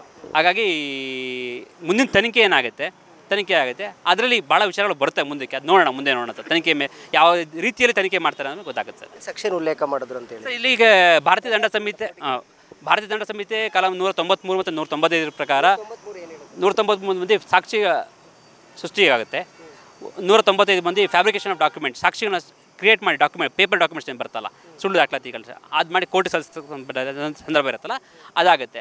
ಸೊ ಎರಡೂ ಪ್ರಕರಣ ಸೇರಿಸಿದ್ರೆ 7 ವರ್ಷಗಳ ಕಾಲ ಶಿಕ್ಷೆಯನ್ನು ವಿಧಿಸ್ಬೋದು ಅಂತ ನ್ಯಾಯಾಲಯ ಹೇಳಿದೆ ಸರ್. ಪ್ರೊಫೆಷನಲ್ಲಿ ಎಥಿಕ್ಸ್ ಇರುತ್ತೆ, ಒಂದು ಡ್ರೀಮ್ ಇರುತ್ತೆ ಸರ್, ಒಬ್ಬರು ವಕೀಲರಾಗಬೇಕು ಅಂತ ಹೇಳಿದ್ರೆ. ನಾನು ಬೆಳಿಗ್ಗೆ ಕೇಳ್ತಾ ಇದ್ದೆ ಸುರೇಶ್ ಅವರು, ಇವತ್ತವ್ರು ಸುರೇಶ್ ಅವರು ಅಲ್ಲಿಂದ ಬಂದಾಗಲೂ ಕಾರ್ ಬಾಡಿಗೆನ ನೀವೇ ಕೊಟ್ಟಿದ್ದೀರಂತೆ. ಇವತ್ತೆಲ್ಲ ಫೀಸ್ ರೈಟ್ ಜಾಸ್ತಿ ಆಗಿರೋ ಕಾಲಘಟ್ಟದಲ್ಲಿ ಒಬ್ಬರು ವಕೀಲರಾಗಿ ಒಂದು ಬಡ ಕುಟುಂಬಕ್ಕೆ ನ್ಯಾಯ ಕೊಡಿಸೋದ್ರ ಜೊತೆಗೆ ಅವ್ರನ್ನ ಒಂದು ರೀತಿ ಪ್ರೊಟೆಕ್ಟ್ ಮಾಡಿದ್ರಿ ಅಂತ. ಇಲ್ಲ ಹಾಗೇನಿಲ್ಲ. ಇದು ನೋಡಿ ಸರ್, ನಾವೆಲ್ಲ ಹ್ಯೂಮನ್ ಬೀಯಿಂಗ್ಸ್, ನಮಗೂ ಮಾನವೀಯತೆ ಅಂತ ಇರ್ತದೆ. ಚೆನ್ನಾಗಿ ಒಳ್ಳೆ ಕೆಲಸ ಮಾಡಿದೆ ಬಡವರಿಗೆ ಒಳ್ಳೇದು ಮಾಡಿದೆ ದೇವ್ರು ಎಲ್ಲಿಂದ ನಮ್ಗೆ ಕೊಡ್ತಾನೆ ಖಂಡಿತ. ಅದ್ರ ಬಗ್ಗೆ ಉಲ್ಲೇಖ ಬೇಡ, ಕೊಟ್ಟಿರೋದ್ರ ಬಗ್ಗೆ ಏನು ಹೇಳೋದು ಬೇಡ. ನಾನು ದೇಶದಲ್ಲಿ 4ನೇ ಪ್ರಕರಣ, ಕರ್ನಾಟಕದಲ್ಲಿ ಮೊದಲ ಪ್ರಕರಣ, ಇದನ್ನು ವಾದ ಮಾಡಿ ಗೆದ್ದವರು ನೀವು. ಸೊ ಕ್ರೆಡಿಟ್ ನಿಮಗೆ ಕೊಡಬೇಕು. ನಿಜವಾದ ಈ ಪ್ರಕರಣದ ಹೀರೋ ನೀವು. ನಾವು ಗುಡ್ ನ್ಯೂಸ್ ಕನ್ನಡದಿಂದ ಹ್ಯಾಟ್ಸ್ ಅಪ್ ಹೇಳ್ತೀವಿ. ಈ ಥರದ ಪ್ರಕರಣಗಳು ಅಥವಾ ಯಾರಾದರೂ ನೊಂದವರು, ಅಸಹಾಯಕರು ನಿಮ್ಮ ಕಚೇರಿಗೆ ಬಂದರೆ ನೀವು ಜಸ್ಟಿಸ್ ಕೊಡ್ಲಿಕ್ಕೆ ರೆಡಿ ಇದ್ದೀರಾ? ಖಂಡಿತ ಸರ್. ಯಾರೇ ನೊಂದ ವ್ಯಕ್ತಿಗಳು ಬಂದರೂ ಕೂಡ ಸತ್ಯ ಇದ್ದರೆ, ಅವರ ವಿಷಯದಲ್ಲಿ ಅವರ ಹೇಳುವಂಥ ವಿಚಾರ ಸತ್ಯ ಇದ್ದರೆ ಖಂಡಿತವಾಗಿ ಪ್ರಾಮಾಣಿಕವಾಗಿ ನನ್ನ ಕೆಲಸವನ್ನು ನಾನು ಮಾಡ್ಕೊಡ್ತೀನಿ. ಖಂಡಿತ ಪ್ರಯತ್ನನೂ ಕೂಡ ಮಾಡ್ತೀನಿ. ನಾನು ಪ್ರಾಮಾಣಿಕ ಪ್ರಯತ್ನ ಮಾಡ್ತೀನಿ. ಯಾರು ಬಂದರೂ ಅಷ್ಟೇ. ಇವತ್ತು ಆ ಪ್ರಾಮಾಣಿಕತೆ ನಮ್ಮನ್ನ ಈ ಮಟ್ಟಿಗೆ ತಂದಿದೆ. ಖಂಡಿತ ಮುಂದೆ ಕೂಡ ಕಾಪಾಡುತ್ತೆ. ಪ್ರೊಫೆಷನಲ್ಲಿ ಇವತ್ತು ಮರೆಯಲಾಗದ ದಿನ, ಇತಿಹಾಸದ ಪುಟಗಳಲ್ಲಿ ಬರೆದಿರ್ತಕ್ಕಂಥ ಸ್ವೀಟ್ ಮೆಮೊರಿ ಟುಡೇ. ಖಂಡಿತ ಆ ತೃಪ್ತಿ ನನಗಿದೆ. ಇದಕ್ಕೆ ನನ್ನ ಸಹಪಾಠಿಗಳು, ನನ್ನ ಸಹೋದ್ಯೋಗಿಗಳು, ನನ್ನ PG ರಾಘವೇಂದ್ರ ಗುರುಗಳು ಮತ್ತು ಪ್ರಕೃತಿ ತಂಡ ಅಂತ ನನ್ನ ತಂಡ ಇದೆ. ಅಲ್ಲಿರ್ತಕ್ಕಂಥ ಎಲ್ಲ ನನ್ನ ಹಿರಿಯರು, ನನ್ನ ಸ್ನೇಹಿತರುಗಳು ಮಾರ್ಗದರ್ಶನ ಇದೆ. ನನಗೆ ಯಾರ ಸೀನಿಯರ್ ಹತ್ರ ನನ್ನ ಕೆಲಸ ಮಾಡಿದವನಲ್ಲ ನಾನಾಗಿ ನಾನು ಬಂದು ಪ್ರೊಫೆಷನ್ ಸ್ಟಾರ್ಟ್ ಮಾಡಿದವನು. ಇವತ್ತು ಈ ಮಟ್ಟಕ್ಕೆ ಬರೋಕ್ಕೆ ನಾನು ಎಲ್ಲ ಸಹೋದ್ಯೋಗಿಗಳು ಇರ್ಬೋದು, ನನ್ನ ಸ್ನೇಹಿತರು ಇರ್ಬೋದು, ಇವರ ಮಾರ್ಗದರ್ಶನ ನಾನು ಮುಂದಕ್ಕೆ ಬಂದಿದ್ದೀನಿ. ಖಂಡಿತ ಗೂಗಲಲ್ಲಿ ಸರ್ಚ್ ಮಾಡ್ತಿದ್ದಾರೆ ಯಾರಿದು ಪಾಂಡು ಪೂಜಾರಿ ಅಂತ. ಆ್ಯಕ್ಚುಲಿ ಯಾರು ನೀವು? ಏನು ಸರ್ ನೀವು ಎಲ್ಲಿಯವರು? ಏನು ನಿಮ್ಮ ಹಿನ್ನೆಲೆ? ಸರ್ ನನ್ನ ಹಿನ್ನೆಲೆ ಬಂದು ನಾವು ಮೂಲತಃ ಕುಂದಾಪುರ ತಾಲೂಕಿನ ತೆಕ್ಕಟ್ಟೆ ಸೌತ್ ಕೇಂದ್ರದವರು. ನಮ್ಮ ತಂದೆ ಹೋಟ್ಲ್ ಉದ್ಯಮಿ. ಇದೇ ಮೈಸೂರು ಜಿಲ್ಲೆಯ ಕೇರನಾಡು ತಾಲೂಕು ಬೇದಿಯ ಗ್ರಾಮದಲ್ಲಿ ಒಂದು ಹೋಟ್ಲಿದೆ, ಉಡುಪಿ ಪಲಾರ ಮಂದಿರ ಅಂತ ಇದೆ. ಅಲ್ಲಿ ನಾವು ಹೋಟ್ಲ್ ಇಟ್ಕೊಂಡು ಜೀವನ ಮಾಡ್ತಿರ್ತಕ್ಕಂಥವ್ರು. ನಾನು ಬೇರೆ ಗ್ರಾಮೀಣ ಪ್ರದೇಶದಲ್ಲೇ SLC PUC ತನಕ ಕನ್ನಡ ಮಾಧ್ಯಮದಲ್ಲೇ ಓದಿದಂಥ ವ್ಯಕ್ತಿ ನಾನು. ನಂತರ ಡಿಗ್ರಿ ಮಾಡಲಿಲ್ಲ ಸರ್, ಡಿಗ್ರಿ ಡಿಸ್ಕಂಟಿನ್ಯೂ ಆಯಿತು. ತದನಂತರ ನಾನು 2006 ವರ್ಷ ಗ್ಯಾಪ್ ಮಾಡಿ 2008ರಲ್ಲಿ ನಾನು ಮಾಜನಾಸ್ ಸೇರಿಕೊಂಡೆ. 2013ರಲ್ಲಿ ನಾನು ಲಯನ್ 2003ರಲ್ಲಿ ನಾನು 93ರಲ್ಲಿ ಲಯನ್ ಜಗವತಿರ ಫಿಲಮ್ ಇಷ್ಟೊಂದು ಫಿಲಮ್ ನೋಡಿದಾಗ ನಾನು ಲಾಯರ್ ಆಗಬೇಕಂತ ಅಂದ್ಕೊಂಡಿದ್ದು. 2013ರಲ್ಲಿ ನಾನು ಲಾಯರ್ ಖಂಡಿತ ಆ ಫಿಲಮೇ ನಂಗೆ ಇನ್ಸ್ಪಿರೇಷನು. ಅದು ಆ ಲಾಯರು ಕಕ್ಷಿದಾರಿಗೆ ನ್ಯಾಯ ಕೊಡಿಸ್ತಾರಲ್ಲ, ಅದು ಸಿದ್ಧಾಂತ ನನಗೆ ಇಷ್ಟ ಆಯಿತು, ವ್ಯಕ್ತಿತ್ವ ಇಷ್ಟ ಆಯಿತು. ಮತ್ತು ಯಾರನ್ನು ಕೂಡ ನಾವು ಧೈರ್ಯವಾಗಿ ಮಾತಾಡ್ಬೋದು ಅನ್ನೋದು ನಮ್ಮ ಪ್ರೊಫೆಷನಲ್ಲಿದೆ ಅಂತ ನನಗೆ ಗೊತ್ತಾಯಿತು, ವಕೀಲರ ವೃತ್ತಿಲಿದೆ ಅಂತೇಳಿ. ಇನ್ಸ್ಪಿರೇಷನ್ ವಿಷ್ಣುವರ್ಧನ್ ಅವರು. ಖಂಡಿತ ವಿಷ್ಣುವರ್ಧನ್ ಇನ್ಸ್ಪಿರೇಷನ್, ಆ ಚಿತ್ರ ನನಗೆ ಇನ್ಸ್ಪಿರೇಷನು. ಆ ಇನ್ಸ್ಪಿರೇಷನಿಂದ ನಾನು 20 ವರ್ಷ ಆದಮೇಲೆ ನಾನು LLB ಆಗಿರ್ತಕ್ಕಂಥದ್ದು. ಬಹುಶಃ 2008ರಲ್ಲಿ ಕಂಪ್ಲೀಟ್ ಮಾಡಬೇಕಾಗಿತ್ತು ನಾನು. 6 ವರ್ಷ ಗ್ಯಾಪ್ ಆಯಿತು. ನಮ್ಮ ತಂದೆ ನಿಧನ ಆದರು. ನಿಧನ ಆಗಿ 8 ವರ್ಷ ನಾನು ಜಾತ್ರೆ ಐಸ್ ಕ್ರೀಮ್ ಮಾರಿದ್ದೀನಿ, ಟೀ ಮಾರಿದ್ದೀನಿ ಜಾತ್ರೆಯಲ್ಲಿ. ಎಲ್ಲ ಥರದ ಕಲ್ಲು ವ್ಯಾಪಾರ ಮಾಡಿದ್ದೀನಿ, ಅಡಿಕೆ ಮರದ ವ್ಯಾಪಾರ ಮಾಡಿದ್ದೀನಿ, ಎಲ್ಲ ಥರ ವ್ಯಾಪಾರ ಮಾಡಿ ಡಾಮಿನೋಸಲ್ಲಿ ವರ್ಕ್ ಮಾಡಿದ್ದೀನಿ, ಡಾಮಿನೋಸಲ್ಲಿ ಕೆಲಸ ಮಾಡಿದ್ದೀನಿ. ಎಲ್ಲ ನಾನು ಕಷ್ಟಪಟ್ಟು ಮುಂದೆ ಬಂದು ಖಂಡಿತ ನಾನು ಒಂದು ಸಮಾಜದಲ್ಲಿ ದೊಡ್ಡ ಲಾಯರ್ ಆಗಬೇಕು ಅನ್ನೋದು ನನ್ನ ಕನಸಿತ್ತು. ಅದನ್ನು ನಾನು ಇವತ್ತು ಕನಸು ಮಾಡ್ಕೊಂಡಿದ್ದೀನಿ. ದೊಡ್ಡ ಲಾಯರ್ ನಾನು ಅಂದ್ಕೊಳ್ತಾ ಇಲ್ಲ. ನಿಮ್ಮ ಆಶೀರ್ವಾದ ಹಾಗೇ ಇರಲಿ. ಒಬ್ಬ ಪ್ರಾಮಾಣಿಕ ಕೆಲಸಗಳನ್ನ ಮಾಡಿದ್ದೀನಿ ಸರ್. ಪೂಜಾರಿ ಅವರ ಹಿಂದೆ ಇಷ್ಟೊಂದು ಸ್ಟ್ರಗಲ್, ಹರ್ಡಲ್ಸ್ ಲೈಫ್ ಇದೆ. ಎಲ್ಲರ ಲೈಫಲ್ಲೂ ಸ್ಟ್ರಗಲ್ ಇರ್ತದೆ ಸರ್. ಖಂಡಿತ ಸಕ್ಸಸ್ ಬಂದ ಮೇಲೆ ಎಲ್ರಿಗೂ ಅದು ಹಿಂದೆ ಗೊತ್ತಾಗುತ್ತೆ. ಖಂಡಿತ ಸ್ಟ್ರಗಲ್ ಪಟ್ಟವ್ರು ಎಲ್ರಿಗೂ ಸಕ್ಸಸ್ ಸಿಗುತ್ತೆ. ಅದೇ ನನ್ನ ಉದಾಹರಣೆ ಅಷ್ಟೇ. ಯಾರು ಕಷ್ಟಪಟ್ಟು ದುಡಿತಾರೆ ಅವ್ರಿಗೆ ಸಕ್ಸಸ್ ಇದೆ. ಅಲ್ಟಿಮೇಟ್ಲಿ ನಮ್ಮ ಗುಡ್ ನ್ಯೂಸ್ ಕನ್ನಡ ವೀಕ್ಷಕರಿಗೆ ಏನು ಹೇಳ್ತೀರಿ ಸರ್? ಡೇ 1ಇಂದ ಇಲ್ಲಿ ತನಕ ಸಾಕಷ್ಟು ವಿಚಾರಗಳನ್ನ ನ್ಯಾಯಪರವಾಗಿ ಧ್ವನಿ ಎತ್ತಿದ್ವಿ ನಿಮ್ಮ ಜೊತೆ. ಎಲ್ಲ ಮಾಧ್ಯಮಗಳ ಜೊತೆಗೆ ಗುಡ್ ನ್ಯೂಸ್ ಚಾನಲ್, ಪರ್ಟಿಕ್ಯುಲರ್ ಆಗಿ ನಮ್ಮ ಗುಡ್ ನ್ಯೂಸ್ ಚಾನಲಿಂದ ರಾಘವೇಂದ್ರ ಸರ್ ನನ್ನ ಪ್ರತಿದಿನ ಯಾವತ್ತು ಮಲ್ಲಿಗೆ ಸಿಗ್ತಾಳೆ ಬೆಳಿಗ್ಗೆ ಅಂತ ಹೇಳಿದಾಗ ಕೂಡ ರಾತ್ರಿ ಕೂಡ 12 ಗಂಟೆ ಫೋನ್ ಮಾಡಿ ನಾನು ಫಾಲೋಅಪ್ ಮಾಡ್ತೀನಿ ಅಂತ ಹೇಳಿದರು. ಇವತ್ತು ಕೊನೆಕ್ಷನ್ ಇವತ್ತು ಕೂಡ ಬಂದಿದ್ದಾರೆ, ಇನ್ನು ಮುಂದೆ ಕೂಡ ಇರ್ತಾರೆ. ಖಂಡಿತ ಒಂದು ಗುಡ್ ನ್ಯೂಸ್ ಚಾನಲ್ ನನ್ನ ವೃತ್ತಿ ಜೀವನಕ್ಕೆ ತುಂಬ ದೊಡ್ಡ ಮಹತ್ವದಂಥ ಅಡಿಪಾಯನ ಹಾಕೊಟ್ಟಿದೆ ಅಂತ ನಾನು ಹೇಳ್ತೀನಿ ಸರ್. ಖಂಡಿತ ತುಂಬ ಧನ್ಯವಾದಗಳು ರಾಘವೇಂದ್ರಣ್ಣ, ನಿಮಗೂ ಕೂಡ ಗುಡ್ ನ್ಯೂಸ್ ಚಾನಲ್ಗೆ. ಬಿಕಮ್ ಎ ಹೀರೋ, ಸ್ವತಂತ್ರ ಜೀವಿ, ಪಂಜರದಿಂದ ಆಚೆ ಬಂದಿರೋ ಅಕ್ಕಿ. ಖಂಡಿತ ಅದು ಗೌರವಿತವಾಗಿ ಬಂದಿರತಕ್ಕಂಥದ್ದು. ಈ ಪದ ಭಾಳ ರೇರ್ಡ್, ಹಾನರಬಲಿ ರಿಲೀಸ್ ಅಂತಕ್ಕಂಥ ಪದ ಇದೆಯಲ್ಲ, ಇಂಡಿಯಾದಲ್ಲಿ ಎಲ್ಲ ಜಡ್ಜ್ಮೆಂಟ್ ತುಂಬ ರೇರೆಸ್ಟ್ ಪದ ಇದು. ಕೋರ್ಟು ಆ ಪದ ಉಪಯೋಗಿಸ್ಬೇಕು ಅಂತ ಹೇಳಿದ್ರೆ ಕೋರ್ಟ್ ಕೂಡ ವಿಶ್ಲೇಷಣೆ ಮಾಡಿರ್ತದೆ, ಎಷ್ಟು ಮಟ್ಟಿಗೆ ಮಾಡಿದೆ. ಹಾಗಾಗಿ ಈ ಪದ ಬಳಕೆಯಿಂದ ಬಂದಿರತಕ್ಕಂಥ ಕಡಿಮೆ ವ್ಯಕ್ತಿಗಳಿಗೆ 2-3 ಜನದಲ್ಲಿ ನನ್ನ ಕಕ್ಷಿದಾರನು ಕೂಡ ಒಬ್ಬ. ಆ ಹೆಮ್ಮೆ ನನಗಿದೆ ಸರ್. ಹಿರಿಯ ನ್ಯಾಯವಾದಿಗಳಾದಂತಹ PJ ರಾಘವೇಂದ್ರ ಅವರು ನಮ್ಮೊಟ್ಟಿದ್ದಾರೆ. ಈ ಬೆಟ್ಟದಪುರದ ಮಲ್ಲಿಗೆ ಪ್ರಕರಣಕ್ಕೆ ಫೈನಲ್ನಲ್ಲಿ ಟ್ವಿಸ್ಟ್ ಕೊಟ್ಟಿದೆ ಇವರು. ಯಾಕಂದರೆ ಆ ಒಂದು ಮಲ್ಲಿಗೆ ಪಿರಿಯಾಪಟ್ಟಣದಲ್ಲಿ ಸಿಕ್ತಂಥ ಸಂದರ್ಭದಲ್ಲಿ ಕೊನೆಯ ಆಟವನ್ನು ಪೊಲೀಸರು ಆಡಲಿಕ್ಕೆ ಶುರು ಮಾಡ್ತಾರೆ. ಯಾಕಂದರೆ ಏನು ಈ ಪ್ರಕಾಶ್ ಇದ್ದಾರೆ, ಈಗ FIR ಆಗಿದೆ. ಆತ ಬೆಟ್ಟದಪುರದಲ್ಲಿದ್ದಾಗ ಮಲ್ಲಿಗೆಯನ್ನು ಸಾಯಿಸಿರ್ತಾನೆ. ಅದೇ ಮಲ್ಲಿಗೆಯನ್ನು ಅರೆಸ್ಟ್ ಮಾಡ್ಕೊಂಡು ಬರ್ತಕ್ಕಂಥ ಪರಿಸ್ಥಿತಿ ಕುಶಾಲನಗರದಲ್ಲಿ ಆತ ಡ್ಯೂಟಿ ಮಾಡೋದಕ್ಕಂಥ ಸಂದರ್ಭದಲ್ಲಿ ಬರುತ್ತೆ. ಸೊ ಯಾರಾದರೂ ಒಬ್ಬ ವ್ಯಕ್ತಿ ಮತ್ತೆ ಪೊಲೀಸ್ ಇಲಾಖೆಗೆ ಸಿಕ್ಕಿದ್ರೆ, ನ್ಯಾಯಾಂಗದ ಮುಂದೆ ಬಂದರೆ ನಾನು ಸಸ್ಪೆಂಡ್ ಆಗ್ತೀನಿ, ನನಗೆ ಶಿಕ್ಷೆ ಆಗುತ್ತೆ ಅನ್ನೋ ಒಂದು ಅರಿವಿತ್ತು. ಈ ಒಂದು ಅರಿವನ್ನು ಸೂಕ್ಷ್ಮವಾಗಿ ಡೀಲ್ ಮಾಡಿದವರು ರಾಘವೇಂದ್ರ ಸರ್. ಸರ್ ನಮಸ್ಕಾರ. ಇದು ಬ್ಯೂಟಿಫುಲ್ ಒಂದು ಜಡ್ಜ್ಮೆಂಟ್ ಬಂದಿದೆ ಸರ್. ಇದು ಈ ಡೆಮೋಕ್ರೆಟಿಕ್ ಕಂಟ್ರಿ ಒಳಗಡೆ, ಈ ಜುಡಿಷಿಯಲ್ ಸಿಸ್ಟಮ್ ಒಳಗಡೆ ಈ ಥರದ್ದು ಒಂದು ಜಸ್ಟಿಸ್ ಸಿಗುತ್ತೆ ಅನ್ನೋದಕ್ಕೆ ಒಬ್ಬ ಕಾಮನ್ ಪೀಪಲ್ ಇವತ್ತು ಯಾಕೆ ಜುಡಿಷಿಯಲ್ ವಿಚಾರದಲ್ಲಿ ತುಂಬ ಟ್ರಸ್ಟಿಸ್ಟಿ ನಂಬಿಕೆಯಲ್ಲಿ ಇದ್ದಾರೆ ಅಂದರೆ, ಅಲ್ಟಿಮೇಟ್ಲಿ ಈ ಒಂದು ಆದೇಶ ಸೊಸೈಟಿಗೆ ಏನು ಸಂದೇಶವನ್ನು ರವಾನೆ ಮಾಡ್ತು ಅಂತ ಅನಿಸುತ್ತೆ ಸರ್? ನೋಡಿ, ಟೈಮ್ ಬಂದಾಗ ಎಲ್ಲ ಆಗುತ್ತೆ. ಈಗ ಅಂಗೈ ಹುಣ್ಣಿಗೆ ಕನ್ನಡಿ ಬೇಕಾ ಅಂತ ಕೇಳ್ತೀವಿ. ಈಗ ಅಂಗೈನಲ್ಲಿ ಹುಣ್ಣು ಏನಾದರೂ ಆಗಿದ್ರೆ ಅದನ್ನು ನೋಡೋಕೆ ಕನ್ನಡಿ ಏನೂ ಬೇಕಾಗಿಲ್ಲ. ನೋಡಿ, ಒಂದು ಸಾಕ್ಷಿನ ನಾವು ಹುಡ್ಕೊಂಡು ಹೋಗ್ಬೇಕಾದ್ರೆ, ಒಂದು ಸಾಕ್ಷಿ ಬೇಕಾದರೆ ತುಂಬ ಕಡೆ ಹುಡುಕ್ಬೇಕು, ನಾವು ಎಲ್ಲ ಮಾಡಬೇಕಾಗಿದೆ. ಆದರೆ ಇಲ್ಲಿ ಏನಾಯಿತು ಅಂದರೆ, ಪ್ರಮುಖ ಸಾಕ್ಷಿ ಅದೇ ಹುಡ್ಕೊಂಡು ಬಂದ್ಬಿಡ್ತು ಕೋರ್ಟ್ಗೆ. ಅಂದರೆ ಈಗ ಸತ್ತೋಗಿರೋಳೆ ಎದ್ದು ಬಂದು ಸಾಕ್ಷಿ ಹೇಳ್ತಾರೆ ಅಂದರೆ ಈ ಥರ ಎಲ್ಲೂ ಆಗಿಲ್ಲ. ಈಗ ಬೂದಿ ಮುಚ್ಚಿದ ಕೆಂಡ ಅಂತಾರೆ. ಅಂದರೆ ಬೂದಿ ಮುಚ್ಕೊಂಡಿರುತ್ತೆ, ಒಳಗಡೆ ಕೆಂಡ ಇರುತ್ತೆ. ನೋಡಿದವ್ರು ಏನು ಅನ್ಕೋತಾರೆ, ಬರೀ ಬೂದಿ, ಇಲ್ಲಿ ಕೆಂಡ ಇಲ್ಲ ಅಂತ. ಇಲ್ಲೇನಾಯಿತು, ಆ ಕೆಂಡನೇ ಎದ್ದು ಬಂದು, ಅಂದರೆ ಸತ್ತೋಗಿದ್ದಾರೆ ಅಂತ ನಾವು ಯಾರು ಅಂದ್ಕೊಂಡಿದ್ದೀವೋ ಅವಳೇ ಎದ್ದು ಬಂದು ಕೋರ್ಟಲ್ಲಿ ಸಾಕ್ಷಿ ಹೇಳ್ತಾಳೆ ನಾನು ಬದುಕಿದ್ದೀನಿ ಅಂದರೆ ಈ ಥರ ಪ್ರಕರಣ ಎಲ್ಲೂ ಆಗಿಲ್ಲ. ಇದು ಇವರ ಅದೃಷ್ಟ ಅಂತಲೇ ಹೇಳ್ಬೋದು. ಅಕಸ್ಮಾತ್ ಈಗ ಅವಳೇನಾದರೂ ಎದ್ದು ಬರೋಷ್ಟರಲ್ಲಿ ಇವನಿಗೆ ಶಿಕ್ಷೆ ಆಗಿಬಿಟ್ಟಿದ್ರೆ ಕೇಸಿನ ಕತೆ ಏನಾಗೋದು, ಎಷ್ಟು ಜನಕ್ಕೆ ಕೆಟ್ಟ ಹೆಸರು ಬರ್ತಾಯಿತ್ತು. ಅಥವಾ ಆಗಲೇ ನಾನು ಹೇಳಿದೆ, ಈ ಆರೋಪಿ ಮಹಾಜರಿಗೆ ಕರ್ಕೊಂಡು ಹೋದಾಗ, ಈಗ ತುಂಬ ಕಡೆ ಆಗಿದೆ, ಮಹಾಜರಿಗೆ ಕರ್ಕೊಂಡು ಹೋದಾಗ ಅವನು ತಪ್ಪಿಸ್ಕೊಳ್ಳೋಕೆ ಟ್ರೈ ಮಾಡ್ದ, ಶೂಟ್ ಮಾಡಿದ್ರು, ಎನ್ಕೌಂಟರ್ ಮಾಡಿದ್ರು. ನೀವೇ ಹೇಳ್ತೀರಾ ಈ ಕೊಲೆ ಮಾಡಿದೆ ಭಾರಿ ಒಳ್ಳೇದಾಯಿತು ಅಂತ ಎಲ್ಲರೂ ಹೊಗಳ್ತಾಯಿದ್ರು. ಆಮೇಲೆ ಅವಳು ಎದ್ದು ಬಂದಿದ್ರೆ ಆಗ ಏನು ಮಾಡಬೇಕಾಗಿತ್ತು ನಾವು? ಈಗ ನೋಡಿದ್ದು ಸುಳ್ಳಾಗಬಹುದು, ಕೇಳಿದ್ದು ಸುಳ್ಳಾಗಬಹುದು. ನೋಡಿದಿರಿ ನೀವು, ಈಗ ಟಿ ವಿಲೆಲ್ಲ ನೋಡಿರ್ತಾರೆ. ಈ ಮರ್ಡರ್ ಆದಾಗ ಟಿ ವಿಲೆಲ್ಲ ಬಂದಿದೆ ಏನಂತ ನೋಡಿ, ಪಾಪಿ ಹೆಂಡ್ತಿನೇ ಸಾಯಿಸ್ಬಿಟ್ಟಿದ್ದಾನೆ ಹಾಗೆ ಹೀಗೆ ಅಂತ ಅರ್ಧ ಗಂಟೆ ಪ್ರೋಗ್ರಾಮ್ ಆಗಿರುತ್ತೆ. ನೋಡಿದವರೆಲ್ಲ ಅವನ್ನ ವಿಲನ್ ಅಂತ ಮಾಡಿಬಿಟ್ಟಿದ್ದಾರೆ ಈಗಾಗಲೇ. ಈಗ ಸತ್ಯ ಗೊತ್ತಾಯಿತು ನೋಡಿ. ಅದರಿಂದ ಆ ಪೊಲೀಸ್ನವ್ರು ಏನು ಮಾಡೋದಾಯಿತು ಅಂದರೆ, ಪೊಲೀಸ್ ಇಲಾಖೆನ ಯಾಮಾರಿಸಿದ್ದಾರೆ. ಒಂದು ಗೊತ್ತಿದೆ ನಿಮಗೆ, ಕೋರ್ಟನ್ನು ಯಾಮಾರಿಸಿದ್ದಾರೆ, ಪ್ರಾಸಿಕ್ಯೂಟ್ರನ್ನ ಯಾಮಾರಿಸಿದ್ದಾರೆ, ಇಡೀ ಗೌರ್ಮೆಂಟ್ನ ಅಷ್ಟೇ ಅಲ್ಲ, ಅವರು ನಿಮ್ಮನ್ನು ಯಾಮಾರಿಸಿದ್ದಾರೆ. ಅವ್ರ ಮಾತನ್ನು ನಂಬಿ ನೀವು ಕೂಡ ಅವ್ರನ್ನ ವಿಲನ್ ಮಾಡಿದ್ರಿ ಎಲ್ಲರೂ. ಈಗ ಪತ್ರಿಕೆಯಲ್ಲಿ ಬಂದಿದ್ದೇನಂತ ನೋಡಿ, ಪತ್ನಿಯನ್ನು ಕೊಂದ ಪತಿ ಅಂತಲೇ ಬಂದಿತ್ತು. ಎಲ್ಲರೂ ಶಾಪ ಹಾಕಿದ್ರು ಅವ್ರಿಗೆ. ಈಗೇನಾಯಿತು ಅಂದರೆ, ಸದ್ಯ ಅವಳು ಬೇಗ ಎದ್ದು ಬಂದಿದ್ದರಿಂದ ಇದರಲ್ಲಿ ಶಿಕ್ಷೆ ಆಗೋದ್ರೊಳಗಡೆ ಅಥವಾ ಅವ್ನ ಪ್ರಾಣ ಹೋಗೋದ್ರೊಳಗಡೆ ಅವಳು ಎದ್ದು ಬಂದಿದ್ದರಿಂದ ಅವನಿಗೆ ನ್ಯಾಯ ಸಿಕ್ತು. ಅಕಸ್ಮಾತ್ ಅವಳು ಸ್ವಲ್ಪ ಲೇಟ್ ಆಗಿದ್ದರೆ ಇನ್ನೂ ವ್ಯವಸ್ಥೆಗೂ ತುಂಬ ತೊಂದರೆ ಆಗ್ತಾಯಿತ್ತು. ಇದು ಎಲ್ಲರದ್ದು ಅದೃಷ್ಟ ಅಂತಲೇ ಹೇಳ್ಬೋದು. ಇಲ್ಲ ಸರ್, ಒಂದು ವರ್ಡನ್ನು ಬಳಸ್ತಾರೆ ಮಾನ್ಯ ನ್ಯಾಯಾಧೀಶರು, ಗೌರವಾನ್ವಿತವಾಗಿ ಸುರೇಶ್ ನಿಮ್ಮನ್ನು ಬಿಡುಗಡೆ ಮಾಡ್ತಿದ್ದೀವಿ ಅಂತ. ತುಂಬ ರೇರೆಸ್ಟ್ ಕೇಸಲ್ಲಿ ಈ ವರ್ಡನ್ನ ಬಳಸೋದು. ಹೌದು, ಕರ್ನಾಟಕದಲ್ಲಿ ಈ ಥರ ಆಗಿಲ್ಲ. ಅಂದರೆ ಸಾಮಾನ್ಯವಾಗಿ ಏನಾಗುತ್ತೆ, ಯಾರ ಮೇಲಾದರೂ ಕೇಸ್ ಆಗಿದ್ರೆ ಅವನ್ನ ಬಿಡುಗಡೆ ಮಾಡಬೇಕಾದ್ರೆ ನೀನು ನಿರಪರಾಧಿ, ನಿನ್ನನ್ನು ಬಿಡುಗಡೆ ಮಾಡ್ತಾ ಇದ್ದೀವಿ ಅಂತ ಹೇಳಲ್ಲ. ನಿನ್ನ ಮೇಲೆ ಇರೋ ಆರೋಪ ಇದೆಯಲ್ಲ, ಅದನ್ನು ಅವರು ಪ್ರೂವ್ ಮಾಡಿಲ್ಲ ಪ್ರಾಸಿಕ್ಯೂಟ್ರು. ನಿನ್ನ ಮೇಲೆ ಇರೋ ಆರೋಪ ಸಾಬೀತಾಗಿಲ್ಲ, ಅವರು ಪ್ರೂವ್ ಮಾಡೋಕ್ಕಾಗಿಲ್ಲ, ಅದಕ್ಕೋಸ್ಕರ ನಿನ್ನನ್ನು ಬಿಡ್ತಾ ಇದ್ದೀನಿ, ನೀನೇನು ಮಾಡಿಲ್ಲ ಅಂತ ಅಲ್ಲ. ಆ ಥರ ಬಿಡುಗಡೆ ಮಾಡುತ್ತೆ. ಅಂದರೆ ನೀನು ಕೊಲೆ ಮಾಡಿಲ್ಲ ಅಂತಲ್ಲ, ನೀನು ಮಾಡಿರೋದನ್ನು ಅವ್ರು ಪ್ರೂವ್ ಮಾಡಿಲ್ಲ ಅಂತ. ನೀನು ಕೊಲೆ ಮಾಡಿರೋದನ್ನು ಅವರು ಪ್ರೂವ್ ಮಾಡಿಲ್ಲ, ಅದಕ್ಕೋಸ್ಕರ ನಿನ್ನನ್ನು ಬಿಡ್ತಾ ಇದ್ದೀವಿ ಅಂತ ಬಿಡುಗಡೆ ಮಾಡ್ತಾರೆ. ಅದು ಈ ಕೇಸಲ್ಲಿ ಏನು ಅಂದರೆ, ನೀನು ಕೊಲೆ ಮಾಡಿಲ್ಲ, ನಿರಪರಾಧಿ, ಏನೂ ತಪ್ಪು ಮಾಡದೇ ಇರೋನ್ನ ನಿನ್ನನ್ನು ಈ ಕೇಸಲ್ಲಿ ಫಿಕ್ಸ್ ಮಾಡಿದ್ದಾರೆ. ಅದರಿಂದ ಗೌರವಾನ್ವಿತವಾಗಿ ಬಿಡುಗಡೆ ಮಾಡ್ತಾ ಇದ್ದೀವಿ ಅಂತ ಹೇಳಿದರು. ಅಷ್ಟೇ ಅಲ್ಲ, ಪೊಲೀಸ್ ಸ್ಟೇಷನಲ್ಲಿರೋ ರೆಕಾರ್ಡ್ ಇದೆಯಲ್ಲ, ರೆಕಾರ್ಡಲ್ಲೂ ಕೂಡ ಇವನು ಕೊಲೆ ಆರೋಪಿ ಅಂತಿದೆ. ಕೊಲೆ ಮಾಡಿ ಅದನ್ನು ಕೂಡ ಆ ರೆಕಾರ್ಡಿಂದ ಕಿತ್ತಾಕಿ ಅಂತ ಡೈರೆಕ್ಷನ್ ಕೊಟ್ಟಿದ್ರು. ಈ ಥರ ಯಾವತ್ತೂ ಆಗಿಲ್ಲ. ಅದರಿಂದ ಇದು ಒಂಥರ ಐತಿಹಾಸಿಕ ತೀರ್ಪು. ಪ್ರಕರಣ ಕೂಡ ಐತಿಹಾಸಿಕನೇ. ಇದು ಈ ಥರ ಎಲ್ಲೂ ನಡೆದಿಲ್ಲ ಕರ್ನಾಟಕದಲ್ಲಿ. ಯಾಕಂದರೆ ಈಗ ಒಂದಷ್ಟು ಆ್ಯಕ್ಟ್ಗಳನ್ನ ಉಲ್ಲೇಖ ಮಾಡಿ ಹೇಳ್ತಾರೆ, ಇಂಥವ್ರ ವಿರುದ್ಧ ಪ್ರಕರಣ ಮಾಡಿ ಇನ್ನು 3 ಜನ ಇನ್ವೆಸ್ಟಿಗೇಷನ್ ಆಫೀಸರ್ ಈ ಪ್ರಕರಣದಲ್ಲಿ ಬಂದು ಹೋಗಿದ್ರಲ್ಲ, ಅವ್ರಿಗೆ SP ಅವರ ನೇತೃತ್ವದಲ್ಲಿ ಎಂಕ್ವೈರಿ ಆಗಲಿ ಮತ್ತು ಪ್ರಕಾಶ್ ಅವ್ರಿಗೆ ಪ್ರಕರಣ ದಾಖಲಿಸಿ ಅಂತ ಹೇಳ್ತಾರೆ. ಆ ಸೆಕ್ಷನ್ಗಳು ಏನು, ಆ ಸೆಕ್ಷನ್ಗಳು ಸಾಬೀತಾದರೆ ಯಾವ ಮಟ್ಟದ ಶಿಕ್ಷೆ ಇದೆ? ಈಗ 3 ಜನದ ವಿರುದ್ಧ ಏನು ಅಂದರೆ, IGPಗೆ ಡೈರೆಕ್ಷನ್ ಕೊಟ್ಟಿದ್ದಾರೆ, ಡಿಪಾರ್ಟ್ಮೆಂಟಲ್ಲಿ ಎನ್ಕ್ವೈರಿ ಮಾಡಿ. ಅಂದರೆ ಈ ಜಡ್ಜ್ಮೆಂಟ್ ಕಾಪಿನ ಕಳಿಸ್ಕೊಡ್ತಾರೆ ಅವರಿಗೆ. ಆ BG ಪ್ರಕಾಶ್ ಅಲ್ಲ, ಉಳಿದ 3 ಜನ, ಅವ್ರು 3 ಜನದ ಮೇಲೆ ಡಿಪಾರ್ಟ್ಮೆಂಟಲ್ಲಿ ಎನ್ಕ್ವೈರಿ ಮಾಡಿ ಒಂದು ರಿಪೋರ್ಟ್ ಕೊಡಬೇಕು ಅಂತ ಡಿಪಾರ್ಟ್ಮೆಂಟಲ್ಲಿ ಎಂಕ್ವೈರಿ ಆಗೋ ತನಕ ಕೂಡ ಇವರೆಲ್ಲ ಅಮಾನತ್ನಲ್ಲಿ ಇರ್ತಾರೆ. ಎನ್ಕ್ವೈರಿ ಶುರುವಾದ ತಕ್ಷಣ ಅಮಾನತ್ ಆಗ್ತಾರೆ. ಪ್ರೂವ್ ಆದರೆ ಸಸ್ಪೆಂಡ್ ಆಗ್ಬೋದು ಅಥವಾ ಡಿಸ್ಮಿಸ್ ಆಗ್ಬೋದು. ಏನು ಮಾಡಿದ್ದೀವಿ, ಆ್ಯಕ್ಷನ್ ತೊಗೊಂಡಿದ್ದೀವಿ ಅಂತ ಕೋರ್ಟ್ಗೆ ರಿಪೋರ್ಟ್ ಮಾಡಬೇಕು. ಅವರು ಕೋರ್ಟ್ಗೆ ಹೇಳಬೇಕೀಗ ಅವ್ರ ಮೇಲೆ ಏನು ಆ್ಯಕ್ಷನ್ ತೊಗೊಂಡಿದ್ದೀರಿ ಅಂತ. ಆಮೇಲೆ ಒಬ್ಬರ ಮೇಲೆ ಮಾತ್ರ, BG ಪ್ರಕಾಶ್ ಅವ್ರ ಮೇಲೆ ಒಂದು ಕಂಪ್ಲೇಂಟ್ ರಿಜಿಸ್ಟರ್ ಮಾಡಿ ಅಂತ CAO ಅಂದರೆ ಮುಖ್ಯ ಆಡಳಿತಾಧಿಕಾರಿ, ಅಂದರೆ ಇಡೀ ಮೈಸೂರು ಜಿಲ್ಲೆಗೆ ಜಿಲ್ಲಾ ನ್ಯಾಯಾಲಯ ಇದೆಯಲ್ಲ ಅದೆಲ್ಲನೂ ಅಡ್ಮಿನಿಸ್ಟ್ರೇಷನ್ ನೋಡ್ಕೊಳ್ಳೋಕ್ಕೆ ಅಂತ ಒಬ್ಬರಿದ್ದಾರೆ CAO. ಅವ್ರಿಗೆ ಆಥರೈಸೇಷನ್ ಕೊಟ್ಟಿದ್ದಾರೆ. ಅಂದರೆ ನನ್ನ ಪರವಾಗಿ ಕೋರ್ಟ್ ಪರವಾಗಿ ಕಂಪ್ಲೇಂಟ್ ಕೊಡೋದಕ್ಕೆ ನಿನಗೆ ಅಧಿಕಾರ ಕೊಟ್ಟಿದ್ದೀನಿ, ನೀನು ಕಂಪ್ಲೇಂಟ್ ಕೊಡು ಅಂತ. ಈಗ ಅವರು ಕಂಪ್ಲೇಂಟ್ ಎಲ್ಲಿಗೆ ಅಂದರೆ ಕೋರ್ಟಲ್ಲೇ ಅವರೇ ಒಂದು ಕಂಪ್ಲೇಂಟ್ ರೆಡಿ ಮಾಡಿ, ಯಾರ ಮೇಲೆ, BG ಪ್ರಕಾಶ್ ಮೇಲೆ ಕೇಸ್ ರಿಜಿಸ್ಟರ್ ಆಗುತ್ತೆ ಸರ್. 194 195 ಅಂದರೆ ಹೌದು 190 ಇಲ್ಲ ಐ ಪಿ ಸಿನೇ ಇಂಡಿಯನ್ ಪಿನಲ್ ಕೋಡ್.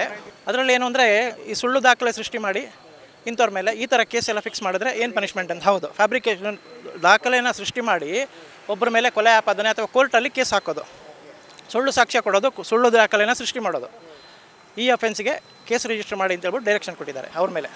ಈ ಪ್ರಕರಣ ಸಾಬೀತಾದರೆ ಆರೋಪಿಗೆ ಎಷ್ಟು ವರ್ಷ ಶಿಕ್ಷೆ ಕೊಡಬೇಕು ಅಂತ NBSನಲ್ಲಿದೆ ಸರ್? ಅಲ್ಲಿ ಏನಿದೆ ಅಂದರೆ 7 ವರ್ಷ ತನಕ ಅಂತ ಇದೆ. ಮತ್ತು ಇನ್ನೊಂದು ಅಫೆನ್ಸ್ಗೆ ಏನಿದೆ ಅಂದರೆ ಇವರು ಯಾವ ಥರ ಕೇಸು ಅಕಸ್ಮಾತ್ ಈ ಕೇಸ್ ಪ್ರೂವ್ ಆಗಿ ಅವನಿಗೇನು ಶಿಕ್ಷೆ ಆಗ್ತಾಯಿತ್ತು. ಈಗ ಈ ಕೇಸ್ ಸುರೇಶ್ಗೆ ಜೀವಾವಧಿ ಆಗ್ತಾಯಿತ್ತು ಅಥವಾ ಗಲ್ಲು ಆಗ್ತಾಯಿತ್ತು. ಹಂಗಿದ್ದಾಗ ಅಲ್ಲಿ ತನಕನೂ ಹೋಗ್ಬೋದು. ಸೇಮ್ ಇವನಿಗೆ ಪ್ರೂವ್ ಆಗಿದ್ದರೆ ಇವನಿಗೇನು ಶಿಕ್ಷೆ ಆಗ್ತಾಯಿತ್ತು ಅದೇ ಶಿಕ್ಷೆ ಅವ್ರಿಗೆ ಕೊಡಬೇಕು ಅಂತ ಇದೆ ಆಗ್ತದೆ. ಅವ್ರಿಗೆ ಅಂದರೆ BG ಪ್ರಕಾಶ್ ಅವ್ರಿಗೆ ಸಾಬೀತಾದರೆ ಪೊಲೀಸ್ ಆಫೀಸರ್. ಹೌದು, ನೋಡಿದ್ರೆ ಅಷ್ಟೊಂದು ಪ್ರಮಾಣದ ಪರಿಹಾರ ಸಿಗಬೇಕಿತ್ತು ದೊಡ್ಡ ಮಟ್ಟದ್ದು. ಇದು ಪರಿಹಾರ, ಇದು ಇಂಟ್ರಿಮ್ ಅಷ್ಟೇ. ಇದು ಗವರ್ನಮೆಂಟಿಗೆ ಡೈರೆಕ್ಷನ್ ಕೊಟ್ಟಿದ್ದಾರೆ. ಅಂದರೆ ಇಲ್ಲಿ ಈ ಕೇಸ್ ಹಾಕಿರೋದು ಯಾರ ಪರವಾಗಿ? ಪೊಲೀಸ್ನವ್ರು, ಬೆಟ್ಟದ ಪರ ಪೊಲೀಸ್ನವ್ರು ಹಾಕಿರೋದು ಯಾರ ಪರವಾಗಿ ಅಂದರೆ ಸ್ಟೇಟ್ ಪರವಾಗಿ. ನೋಡಿ, ಈಗ ಪರಿಹಾರ ಏನು ಅಂದರೆ ಇಲ್ಲಿ ಕಂಪ್ಲೇಂಟ್ ಯಾರು ಅಂದರೆ ಈ ಕೇಸಲ್ಲಿ ಸರ್ಕಾರ. ಬೆಟ್ಟದ ಪರ ಪೊಲೀಸ್ನವರು ಯಾರ ಪರವಾಗಿ ಈ ಕೇಸ್ ಹಾಕಿದ್ದಾರೆ ಅಂದರೆ ಸರ್ಕಾರದ ಪರವಾಗಿ. ಅಂದರೆ ರಾಜ್ಯ ಸರ್ಕಾರನೇ ಕಂಪ್ಲೇಂಟ್ ಅಂತ ಇದರಲ್ಲಿ ಅಲ್ಲ, ಗವರ್ಮೆಂಟ್ ಆಫ್ ಕರ್ನಾಟಕನೇ ಕಂಪ್ಲೇಂಟು. ಈ ಕೇಸಲ್ಲಿ ಕಂಪ್ಲೇಂಟ್ ಯಾರು ಅಂದರೆ ಗವರ್ಮೆಂಟ್ ಆಫ್ ಕರ್ನಾಟಕ ಸರ್ಕಾರ ಕೇಸ್ ಹಾಕಿದಂಗೆ ಸುರೇಶ್ ಮೇಲೆ, ಗೊತ್ತಾಯ್ತಲ್ಲ. ಅದರಿಂದ ಪೊಲೀಸ್ ಆಫೀಸರ್ ತಪ್ಪು ಮಾಡಿದ್ರೆ ಸರ್ಕಾರನೇ ತಪ್ಪು ಮಾಡ್ದಂಗೆ ಆಗುತ್ತೆ. ಅದರಿಂದ ಸರ್ಕಾರ ಏನು ಮಾಡಬೇಕು, ಈ ಸುಳ್ಳು ಕೇಸ್ ಹಾಕಿದ್ದಕ್ಕೆ ಸರ್ಕಾರ ಫಸ್ಟ್ ಅವನಿಗೆ 1 ಲಕ್ಷ ಪರಿಹಾರ ಕೊಡಿ ಅಂತ ಈಗ ತಕ್ಷಣ ಸರ್ಕಾರನೇ ಕೊಡಬೇಕು 1 ಲಕ್ಷ. ಏನಕ್ಕೆ ಅಂದರೆ ಈ ಕೇಸ್ ಹಾಕಿದ್ದಕ್ಕೆ ಪೊಲೀಸ್ನವ್ರು ತಪ್ಪು ಮಾಡಿದ್ರು ಕೂಡ ಸರ್ಕಾರನೇ ಹೊಣೆ, ಯಾಕಂದರೆ ಸರ್ಕಾರದ ಪರವಾಗಿ ಇವ್ರು ಮಾಡಿದ್ದು, ಅದಕ್ಕೆ 1 ಲಕ್ಷ ಕೊಡಬೇಕು ಅಂತ. ಇನ್ನು ಈಗ ಯಾವ ಕೇಸ್ ನಡೀತದೋ ಆ ಕೇಸ್ ನಡೀತಲ್ಲ, ಅಲ್ಲಿ ಅವ್ರಿಗೇನಾದ್ರು ಕನ್ವಿಕ್ಷನ್ ಆದರೆ ಅಲ್ಲಿ ಮತ್ತೆ ಫೈನ್ ಹಾಕ್ತಾರೆ, ಪರಿಹಾರ ಕೊಡ್ಬೋದು. ಆ ಕೋರ್ಟ್ ಕೂಡ ಎಷ್ಟು ಬೇಕಾದರೂ ಕೊಡ್ಬೋದು. ಅಲ್ಲಿ ಜೈಲು ಶಿಕ್ಷೆ ಪ್ಲಸ್ ಫೈನ್ ಇದೆ. ಆ ವಿಕ್ಟಿಮ್ ಯಾರಿದ್ದಾನೆ ಅವನಿಗೆ ಇಷ್ಟು ಪರಿಹಾರ ಕೊಡು ಅಂತಲೂ ಆರ್ಡರ್ ಮಾಡ್ಬೋದು. ಅಥವಾ ಹೈಕೋರ್ಟು, ಈ ಕೇಸ್ ಏನಾದರೂ ಹೈಕೋರ್ಟ್ಗೆ ಹೋದರೆ ಹೈಕೋರ್ಟ್ ಕೂಡ ಎಷ್ಟು ಬೇಕಾದರೂ ಪರಿಹಾರ ಕೊಡಿ ಅಂತ ಆರ್ಡರ್ ಮಾಡ್ಬೋದು. ಯಾರು ಬೇಕಾದರೂ ಕೊಡಬೇಕು ಅಂತ ಮಾಡ್ಬೋದು. ಗೌರ್ಮೆಂಟ್ ಆದರೂ ಕೊಡಲಿ, ಪೊಲೀಸ್ ಆದರೂ ಕೊಡಲಿ, ಹೈಕೋರ್ಟ್ ಏನು ಬೇಕಾದರೂ ಮಾಡ್ಬೋದು. ಇಲ್ಲಿ ಈಗ ಸೆಷನ್ಸ್ ಕೋರ್ಟಲ್ಲಿ ನಡೀತದ, ಅಲ್ಲಿ ಕೂಡ ಪರಿಹಾರ ಕೊಡ್ಬೋದು. ಕ್ಯೂರಿಯಾಸಿಟಿ ಏನಿದೆ ಅಂದರೆ ಆ ಸ್ಕಿಲಿಟಲ್ಗೆ ಒಂದು ಜಸ್ಟಿಸ್ ಸಿಗ್ಬೇಕು ಸರ್. ಈಗ ಮಲ್ಲಿಗೆ ಸಿಕ್ಕಿದ್ರು, ಸುರೇಶ್ ರವರು ಹೀರೋ ಆಗಿ ಈಚೆ ಬಂದರು, ಅಂದರೆ ನಿರಪರಾಧಿಯಾಗಿ ಈಚೆ ಬಂದಿದ್ದಾರೆ. ಹಾಗಾದರೆ ಪರ್ಟಿಕ್ಯುಲರಿ ಆ ಕೇಸಿನ DNA ರಿಪೋರ್ಟ್ ಎಲ್ಲ ಚಾರ್ಜ್ ಶೀಟಲ್ಲಿ ಕೊಟ್ಟಿದ್ದರು ಪ್ರಕಾಶ್ ಅವರು. ಅದು ತಲೆಗೇಟಾಗಿತ್ತು ಅಂತ ಉಲ್ಲೇಖ ಮಾಡಿದ್ದಾರೆ. ಹಂದಿಗಳು ನರಿಗಳು ಕಚ್ಚಿತ್ತು ಅಂತೇಳಿ ಉಲ್ಲೇಖ ಮಾಡಿದ್ದಾರೆ. ಈಗ ಆ ಸ್ಕಿಲಿಟನ್ಗೂ ನ್ಯಾಯ ಸಿಗಬೇಕು. ಅದರದ ಎಂಕ್ವೈರಿ ಆಗಿರುತ್ತೆ, ಅದ್ರ ವಿರುದ್ಧ ನಿಮ್ಮ ಹೋರಾಟ ಆಗಿರುತ್ತೆ ಅಂತ ನೋಡಿ. ಈಗ ಅಲ್ಲಿ ಒಂದು ಹೆಣ ಸಿಕ್ಕಿತ್ತು, ಆ ಹೆಣನೂ ಕೂಡ ಸುರೇಶ್ ಕೈಲೇ ದಫನ್ ಮಾಡಿಸಿದ್ದಾರೆ ಪೊಲೀಸ್ನವರು. ನಿನ್ನೆ ಹೆಂಡತಿ ಶವ ಅಂತ, ಅಲ್ಲಿಗೆ ಆ ಸಾಕ್ಷಿನ ನಾಶ ಮಾಡ್ದಂಗೆ ಆಯಿತು. ಅದು ಕೂಡ ಒಂದು ಮರ್ಡರು. ಯಾರೋ ಒಬ್ಬ ಕೊಂದಿದ್ದಾನೆ, ಯಾರೋ ಒಬ್ಬರು ಸತ್ತಿದ್ದಾರೆ, ಒಂದು ಅಫೆನ್ಸ್ ಆಗಿದೆ. ಆ ಸಾಕ್ಷಿನ ನಾಶ ಮಾಡ್ದಂಗೆ ಆಯಿತು ಪೊಲೀಸ್ನವರು ಕೂಡ. ನೋಡಿ, ಅದು ಒಂದು ಅಫೆನ್ಸ್. ಒಂದು ಮರ್ಡರ್ ಕೇಸಲ್ಲಿ ಇಂಪಾರ್ಟೆಂಟ್ ಸಾಕ್ಷಿನ ನಾಶ ಮಾಡೋದು ಕೂಡ ಅಫೆನ್ಸು. ಇದು ಕೂಡ ಇಲ್ಲೇ ಬರುತ್ತೆ. ಅದಕ್ಕೋಸ್ಕರ ಈಗ SP ಗೆ ಡೈರೆಕ್ಷನ್ ಕೊಟ್ಟಿದ್ದಾರೆ. ಆ ಹೆಣ ಯಾರ್ದು, ಅನ್ಯಾಚುರಲ್ ಡೆತ್ ಆಗಿದೆ, ಆ ಹೆಣ ಯಾರ್ದು ಏನು ಎತ್ತ ಅಂತ ಒಂದು ತನಿಖೆ ಮಾಡಿ ಅದನ್ನು ಕೂಡ ಅಲ್ಲಿ ಮ್ಯಾಜಿಸ್ಟ್ರೇಟ್ಗೆ, ಅದು ಯಾವ ಏರಿಯಾದಲ್ಲಾಗಿದೆಯೋ ಆ ಏರಿಯಾ ಜಡ್ಜಿಗೆ ಒಂದು ರಿಪೋರ್ಟ್ ಕೊಡಬೇಕು ಅಂತ SP ಗೆ ಡೈರೆಕ್ಷನ್ ಕೊಟ್ಟಿದ್ದಾರೆ. ಅದು ಕೂಡ ಅದನ್ನು ಅಷ್ಟು ಸುಲಭ ಮುಚ್ಚಾಕ, ಅದಕ್ಕೆ ಈಗ ರಿಪೋರ್ಟ್ ಕೊಡಲೇಬೇಕು. ಅದು ಯಾರ್ದು ಆ ಬಾಡಿನೂ ಈಗ ಏನು ಮಾಡಿದ್ದಾರೆ, ದಫನ್ ಮಾಡಿದ್ದಾರೆ, ಇನ್ನು ಹೂತು ಹಾಕಿರ್ಬೋದು, ಈ ತಲೆ ಸ್ವಲ್ಪ ಸಿಗ್ಬೋದು, ಅದನ್ನು ಮತ್ತೆ ಈಗ ತೆಗಿಬೇಕಾಗುತ್ತೆ, ತೆಗೆದು ಮತ್ತೆ UDR ಮಾಡಬೇಕಾಗುತ್ತೆ. ನಮಗೊಂದು ಏನು ಕ್ಯೂರಿಯಾಸಿಟಿ ಅಂದರೆ ಫಸ್ಟ್ 4 years ಬ್ಯಾಕ್ ಆಗಿರತಕ್ಕಂಥದ್ದು ಆ ಸ್ಕಿಲಿಟನ್ನು, ಅದೆಲ್ಲ evidence, technical evidence, some DNA reporters ಸಾಧ್ಯ ಇದೆ ಇನ್ವೆಸ್ಟಿಗೇಷನ್ ಆಫೀಸರ್ಗೆ ಇದನ್ನು ಡಿಗ್ ಮಾಡಲಿಕ್ಕೆ? ಸರಿಯಾಗಿ ಸಿಕ್ಕಿದ್ರೆ ಎಲ್ಲ ಮಾಡೋದು. ಬರೀ ಒಂದು ಕೂದಲು ಸಿಕ್ಕಿದ್ರೆ ಸಾಕೋದು ಯಾರ್ದು ಏನು ಅಂತ ಪತ್ತೆ ಮಾಡ್ಬೋದು, ಆದರೆ ಸರಿಯಾಗಿ ಮಾಡಬೇಕಷ್ಟೇ. ಈ ಥರ ಮಾಡಿದ್ರೆ ಆಗೋಲ್ಲ. ಯಾಕಂದರೆ ಇಲ್ಲಿ ಯಾವುದೋ ಗಂಡಸಿನ ಶವ, ಹೆಣ್ಣಿನ ಶವ, ಯಾರೋ ಸತ್ತವರು ಯಾರ್ದೋ ಕಳಿಸಿದ್ರೆ, ಈಗ ಪೊಲೀಸ್ ರೆಕಾರ್ಡಲ್ಲೇ ಇದೆ ಅದನ್ನು ಕಳಿಸಿರೋದು. ಇವರು FSL ಕಳಿಸ್ಬೇಕಾದ್ರೆ ಆ ಬಾಡಿದು ಕಳಿಸ್ಬೇಕಾಗಿತ್ತು, ಅವ್ರು ಕಳಿಸಿರೋದು ಯಾರ್ದೋ ಅಲ್ಲೇ ರೆಕಾರ್ಡಲ್ಲಿದೆ. ಯಾವುದೋ ಅಣ್ಣೇಗೌಡನ ಶವದ್ದು ವಿಸರನ್ನ DNA ಕಳಿಸಿದ್ದಾರೆ ಅಂತ ಪೊಲೀಸ್ ರೆಕಾರ್ಡಲ್ಲೇ ಇದೆ. ಆ ಬಾಡಿನೇ ಯಾವುದೋ, ಇವ್ರು ಕಳಿಸಿರೋದು ಯಾವುದೋ. ಆ ಥರ ಮಾಡಿದ್ರೆ ನ್ಯಾಯ ಸಿಗಲ್ಲ. ಈ ಥರ ಆಗುತ್ತೆ. ಮಾಡಿದ್ರೆ ಏನಾಗುತ್ತೆ ಅಂತ ಇಲ್ಲಿ ಪ್ರೂವ್ ಆಗಿದೆ. ಈಗಲೂ ಕೂಡ ಮಾಡಿದ್ರೆ ಮುಂದೇನೂ ಹಾಗೆ ಆಗುತ್ತೆ. UDRಗೆ ಹೆಂಗೆ 2 DNA ರಿಪೋರ್ಟ್ ಸರ್? ಅದನ್ನು ಅವ್ರು ಪೊಲೀಸ್ನವ್ರು ಹೇಳಬೇಕು. ಅವ್ರ ರೆಕಾರ್ಡಲ್ಲೇ ಇದೆ. ಈಗ UDR ಅಲ್ಲಿದೆ ಬಾಡಿ ಗಂಡಸಿನ ಶವ ಅಂತಿದೆ, ಆ ಶವ ಅಣ್ಣೇಗೌಡಂದು ಅಂತಲೂ ಇದೆ. ಅವರೇ ಕೊಟ್ಟಿರೋ ರೆಕಾರ್ಡಲ್ಲಿದೆ, ಕೋರ್ಟಲ್ಲೇ ಇದೆ ಒರಿಜಿನಲ್. ಅಣ್ಣೇಗೌಡನ ಶವ ಗಂಡಸನ್ನ ಸ್ಕಿಲೆಟಲ್ ಅಂತ ಹೇಳಿದ್ರೆ ಮಲ್ಲಿಗೆ ಹೆಂಗೆ ಡೆತ್ ಮಾಡಿದ್ರು ಅಂತ ಅದನ್ನು ಅವರೇ ಹೇಳಬೇಕು, ಪೊಲೀಸ್ನವ್ರು ಹೇಳಬೇಕು. ಮಲ್ಲಿಗೆ ಶವ ಅಂತ ಎಲ್ಲ ಮಾಡಿದ್ರು, ಬಟ್ ಅವ್ರು ಕಳಿಸಿರೋದು ಯಾರ್ದು ಅಣ್ಣೇಗೌಡನ ಶವದ್ದು ಇದನ್ನು ಕಳಿಸಿದ್ದೀವಿ ಅಂತ ಹೇಳ್ಬಿಟ್ಟು ಅವ್ರು ಕೊಟ್ಟಿರೋ ಚಾರ್ಜ್ ಶೀಟಲ್ಲೇ ಇದೆ, ಪೊಲೀಸ್ ರೆಕಾರ್ಡಲ್ಲೇ ಇದೆ, UDR ನಂಬರ್ ಇದೆ, ಎಲ್ಲ ಇದೆ. ಅದಕ್ಕೆ ಉತ್ತರ ಕೊಡಬೇಕು ಅವರು. ಈಗ ಅಲ್ಲಿ ಕೇಸ್ ನಡೆಯುತ್ತಲ್ಲ, ಈಗ ಅವ್ರ ಮೇಲೆ ಕೇಸು, ಆ ಕೇಸಲ್ಲಿ ಅವೆಲ್ಲ ಪ್ರೂವ್ ಆಗುತ್ತೆ. ಈಗ SP ಅವರ ನೇತೃತ್ವದಲ್ಲೇ ಎಂಕ್ವೈರಿ ಆಗಬೇಕು ಅಂತ ಹೇಳಿದರೆ, ನೀವು ಈ ಹೋರಾಟದಲ್ಲಿ ಪೊಲೀಸ್ ವ್ಯವಸ್ಥೆ, ಪೊಲೀಸ್ ಇನ್ವೆಸ್ಟಿಗೇಷನ್ ಆಫೀಸರ್ ವಿರುದ್ಧ ಹೋರಾಟ ಮಾಡಿ ಗೆದ್ದಿದ್ದೀರಾ. ನಿಮಗೆ ಕಾನ್ಫಿಡೆನ್ಸ್ ಇದೆಯಾ ಡಿಪಾರ್ಟ್ಮೆಂಟು ಪ್ರಕಾಶ್ ಅವರ ವಿಚಾರದಲ್ಲಿ ಆ ಒಂದು ಸ್ಕಿಲಿಟಲ್ಲಿ ಏನು ಬಾಡಿ ಸಿಕ್ಕಿತ್ತು, ಅನ್ಆಥರೈಸ್ಡ್ ಬಾಡಿ, ಆ ಬಾಡಿ ವಿಚಾರದಲ್ಲಿ ಮತ್ತೆ ಜಸ್ಟಿಸ್ ಕೊಡ್ತಾರೆ ಅಂತ? ಈಗ ವಿಚಾರದಲ್ಲಿ ಈಗ ಪ್ರಕಾಶ್ಗೂ ಅದಕ್ಕೆ ಸಂಬಂಧ ಇಲ್ಲ. ಈಗ SP ಮಾಡೋದು ಏನು ಅಂದರೆ, ಆ ಬಾಡಿ ಇದೆಯಲ್ಲ ಈಗ ಸಿಗುತ್ತೆ, ಮತ್ತೆ ತೆಗಿತಾರೆ. ಈಗ ಆ ಬಾಡಿ ಯಾರ್ದು ಅದು ಏನಾಯಿತು, ಅದ್ರ ಬಗ್ಗೆ UDR ರಿಪೋರ್ಟ್ ಬಗ್ಗೆ ಒಂದು ತನಿಖೆ ಮಾಡಿ ಒಂದು ವರದಿ ಕೊಡಿ ಅಂತ ಒಂದು. ಈಗ ಈ ಕೇಸಲ್ಲಿ ಪ್ರಕಾಶ್ ಅವ್ರು ಏನು ಮಾಡಿದ್ದಾರೆ ಅಂತ ಅದು ಪೊಲೀಸ್ನವ್ರು ತನಿಖೆ ಮಾಡೋಗಿಲ್ಲ. ಪೊಲೀಸ್ನವ್ರು ಮಾಡೋದೇನೆಂದರೆ ಡಿಪಾರ್ಟ್ಮೆಂಟಲ್ ಎನ್ಕ್ವೈರಿ ಮಾತ್ರ. ಅಂದರೆ ಈ ಥರ ಮಾಡಿದಿರಲ್ವ ನೀವು, ಅವ್ರಿಗೆ ಏನು ಶಿಕ್ಷೆ ಕೊಡಬೇಕು ಅಂತ ಡಿಪಾರ್ಟ್ಮೆಂಟ್ ಎನ್ಕ್ವೈರಿ ಮಾಡಿ ಏನು ಅವ್ರ ಮೇಲೆ ಆ್ಯಕ್ಷನ್ ತೊಗೊಂಡಿದ್ದೀರಿ ಅಂತ ರಿಪೋರ್ಟ್ ಕೊಡಬೇಕು. ಅವ್ರಿಗೆ ಏನು ಪನಿಷ್ಮೆಂಟ್ ಅನ್ನೋದಕ್ಕೆ ಪೊಲೀಸ್ನವ್ರಿಗೆ ಅದಕ್ಕೆ ಸಂಬಂಧ ಇಲ್ಲ, ಅದೆಲ್ಲ ಕೋರ್ಟ್ ನೋಡ್ಕೊಡುತ್ತೆ. ಈಗಾಗಲೇ ರೆಕಾರ್ಡ್ ಇದೆ, ಈಗ ಕೊಟ್ಟಿರೋ ಸಾಕ್ಷ್ಯನೂ ಇದೆ. ಅಷ್ಟು ಜನನೂ ಕರೆಸಿ ಕೋರ್ಟಲ್ಲೇ ವಿಚಾರಣೆ ಆಗುತ್ತೆ ಹೊರತು ಅದಕ್ಕೂ ಪೊಲೀಸ್ನವ್ರಿಗೂ ಈ ತನಿಖೆ ಇಲ್ಲ. ಇಲ್ಲೇನಿದ್ರು ವಿಚಾರಣೆ ಅಷ್ಟೇ. ಅದರಿಂದ ಪೊಲೀಸ್ನವ್ರಿಗೂ ಇದಕ್ಕೆ ಸಂಬಂಧ ಇಲ್ಲ. ಅದು UDR, ಅದು SP ಅದು ಮಾಡಲೇಬೇಕು. ಈಗ ಅವ್ರು ಯಾರ್ದು ಅಂತ ಪತ್ತೆ ಮಾಡಬೇಕಲ್ಲ, ಮಾಡಿಬಿಟ್ಟು ಯಾರು ಕಂಪ್ಲೇಂಟ್ ಕೊಟ್ಟಿದ್ರು, ಏನು ಎತ್ತ ಬಾಡಿ ಯಾರ್ದು, ಹೆಂಗೆ ಸಿಕ್ತು ಮಾಡಿ ಏನು ಆ್ಯಕ್ಷನ್ ತೊಗೋಬೇಕೆಲ್ಲ ಮಾಡಬೇಕು ಅವರು. ಚಾರ್ಜ್ ಶೀಟಲ್ಲಿ ಉಲ್ಲೇಖ ಆಗಿದೆ ಆ ಬಾಡಿ ಆ ಸ್ಕೆಲಿಟಲ್ ಎಲ್ಲಿ ಊತಿದ್ದಾರೆ ಅಂತೇಳಿ. ಎಲ್ಲ ಇದೆ ಮಹಜರ್ ಮಾಡಿ ಎಲ್ಲ ಮಾಡಿರ್ತಾರೆ. ಎಲ್ಲಿರುತ್ತೆ ಅಂತ ತೆಗೆಯೋದಕ್ಕೆಲ್ಲ ಅಂತ ಅದನ್ನು ಸುಟ್ಟಾಕಿರಲ್ಲ. ಇದು ಬೇಕಾಗುತ್ತೆ ಅಂತ ಯಾವಾಗ ಬೇಕಾದರೂ ಅದರಿಂದ ಹೂತಾಕಿರ್ತಾರೆ, ಅದನ್ನು ತೆಗಿಬೇಕಾಗುತ್ತೆ. ಸಿಗುತ್ತೆ 100% ಸಿಗುತ್ತೆ. ಈ ಮಧ್ಯೆ ಯಾರಾದರೂ ಅದನ್ನು ಅಲ್ಲಿಂದ ತೆಗೆದು ನಾಶಪಡಿಸಿದ್ರೆ ಏನೂ ಮಾಡೋಕ್ಕಾಗಲ್ಲ. ಅದು ನೋಡಬೇಕು. ಅಲ್ಲ ನಾಳೆದು ಹೇಳೋಕ್ಕಾಗಲ್ವಲ್ಲ, ಏನು ಬೇಕಾದರೂ ಆಗ್ಬೋದು. ಈಗ ಸತ್ತೋಳೆ ಎದ್ದು ಬಂದಿದ್ದಾಳೆ ಅಂದರೆ ಎದ್ದು ಬಂದವ್ರು ಮತ್ತೆ ಸತ್ತೋಗ್ಬೋದಲ್ಲ, ಹೇಳೋಕ್ಕಾಗಲ್ಲ. ತುಂಬ ಒಳ್ಳೆಯವರು ಇದ್ದಾರೆ, ಒಳ್ಳೆಯವರು ಅದಕ್ಕಿಂತ ಜಾಸ್ತಿ ಇದ್ದಾರೆ. ಈಗ ನೀವು ನೋಡಿರ್ಬೋದು, ಹುಲಿ ಸಿಂಹದ ಸಂಖ್ಯೆ ನೋಡಿ, ಜಿಂಕೆ ನೋಡಿ, ಹುಲಿ ಎಷ್ಟಿದೆ, ಬೆರಳೆಣಿಕೆ ಎಷ್ಟೈತೆ, ಜಿಂಕೆಗಳು ಎಷ್ಟಿದೆ. ಆ ಥರ ಒಳ್ಳೆಯವರು ತುಂಬ ಜನ ಇದ್ದಾರೆ, ಗೊತ್ತಾಯ್ತಲ್ವ. ಒಳ್ಳೆಯವರು ತುಂಬ ಜನ ಇದ್ದಾರೆ, ಕೆಟ್ಟವ್ರು ತುಂಬ ಕಡಿಮೆ. ಈಗ ನೋಡಿ, ಈಗ ಮೈಸೂರಲ್ಲೇ ಬೇಕಾದಷ್ಟು ಜನ ಇದ್ದಾರೆ. ಈ ಕುವೆಂಪು ನಗರ ಪೊಲೀಸ್ ಸ್ಟೇಷನ್ ಇದೆ, ಮಂಜು ಅಂತ ಇದ್ದಾರೆ ಒಬ್ಬರು ಪೊಲೀಸ್. ಹೇಗಿದ್ದಾರೆ ಅಂದರೆ ಮಂಜು ಅಂತ ಅವ್ರ ಪೊಲೀಸ್ ಮಂಜು PC ಅಥವಾ ಕಾನ್ಸ್ಟೇಬಲ್ ಆಗಿರ್ಬೋದು, ಯೂನಿಫಾರ್ಮಲ್ಲಿ ಇರಲ್ಲ ಅವರು. ಯಾಕಂದರೆ ಆ ಥರ ಇದ್ದಾರೆ ಅವರು. ಏನೇ ಅಫೆನ್ಸ್ ಆಗಲಿ ಹೋಗಿ ಹೇಳ್ಕೊಂಬರ್ತಾರೆ. ಅವ್ರನ್ನ ನೋಡಿದ್ರೆ ಎಲ್ಲರಿಗೂ ಧೈರ್ಯ ಬರುತ್ತೆ, ಇವ್ರು ಇದ್ದಾರೆ.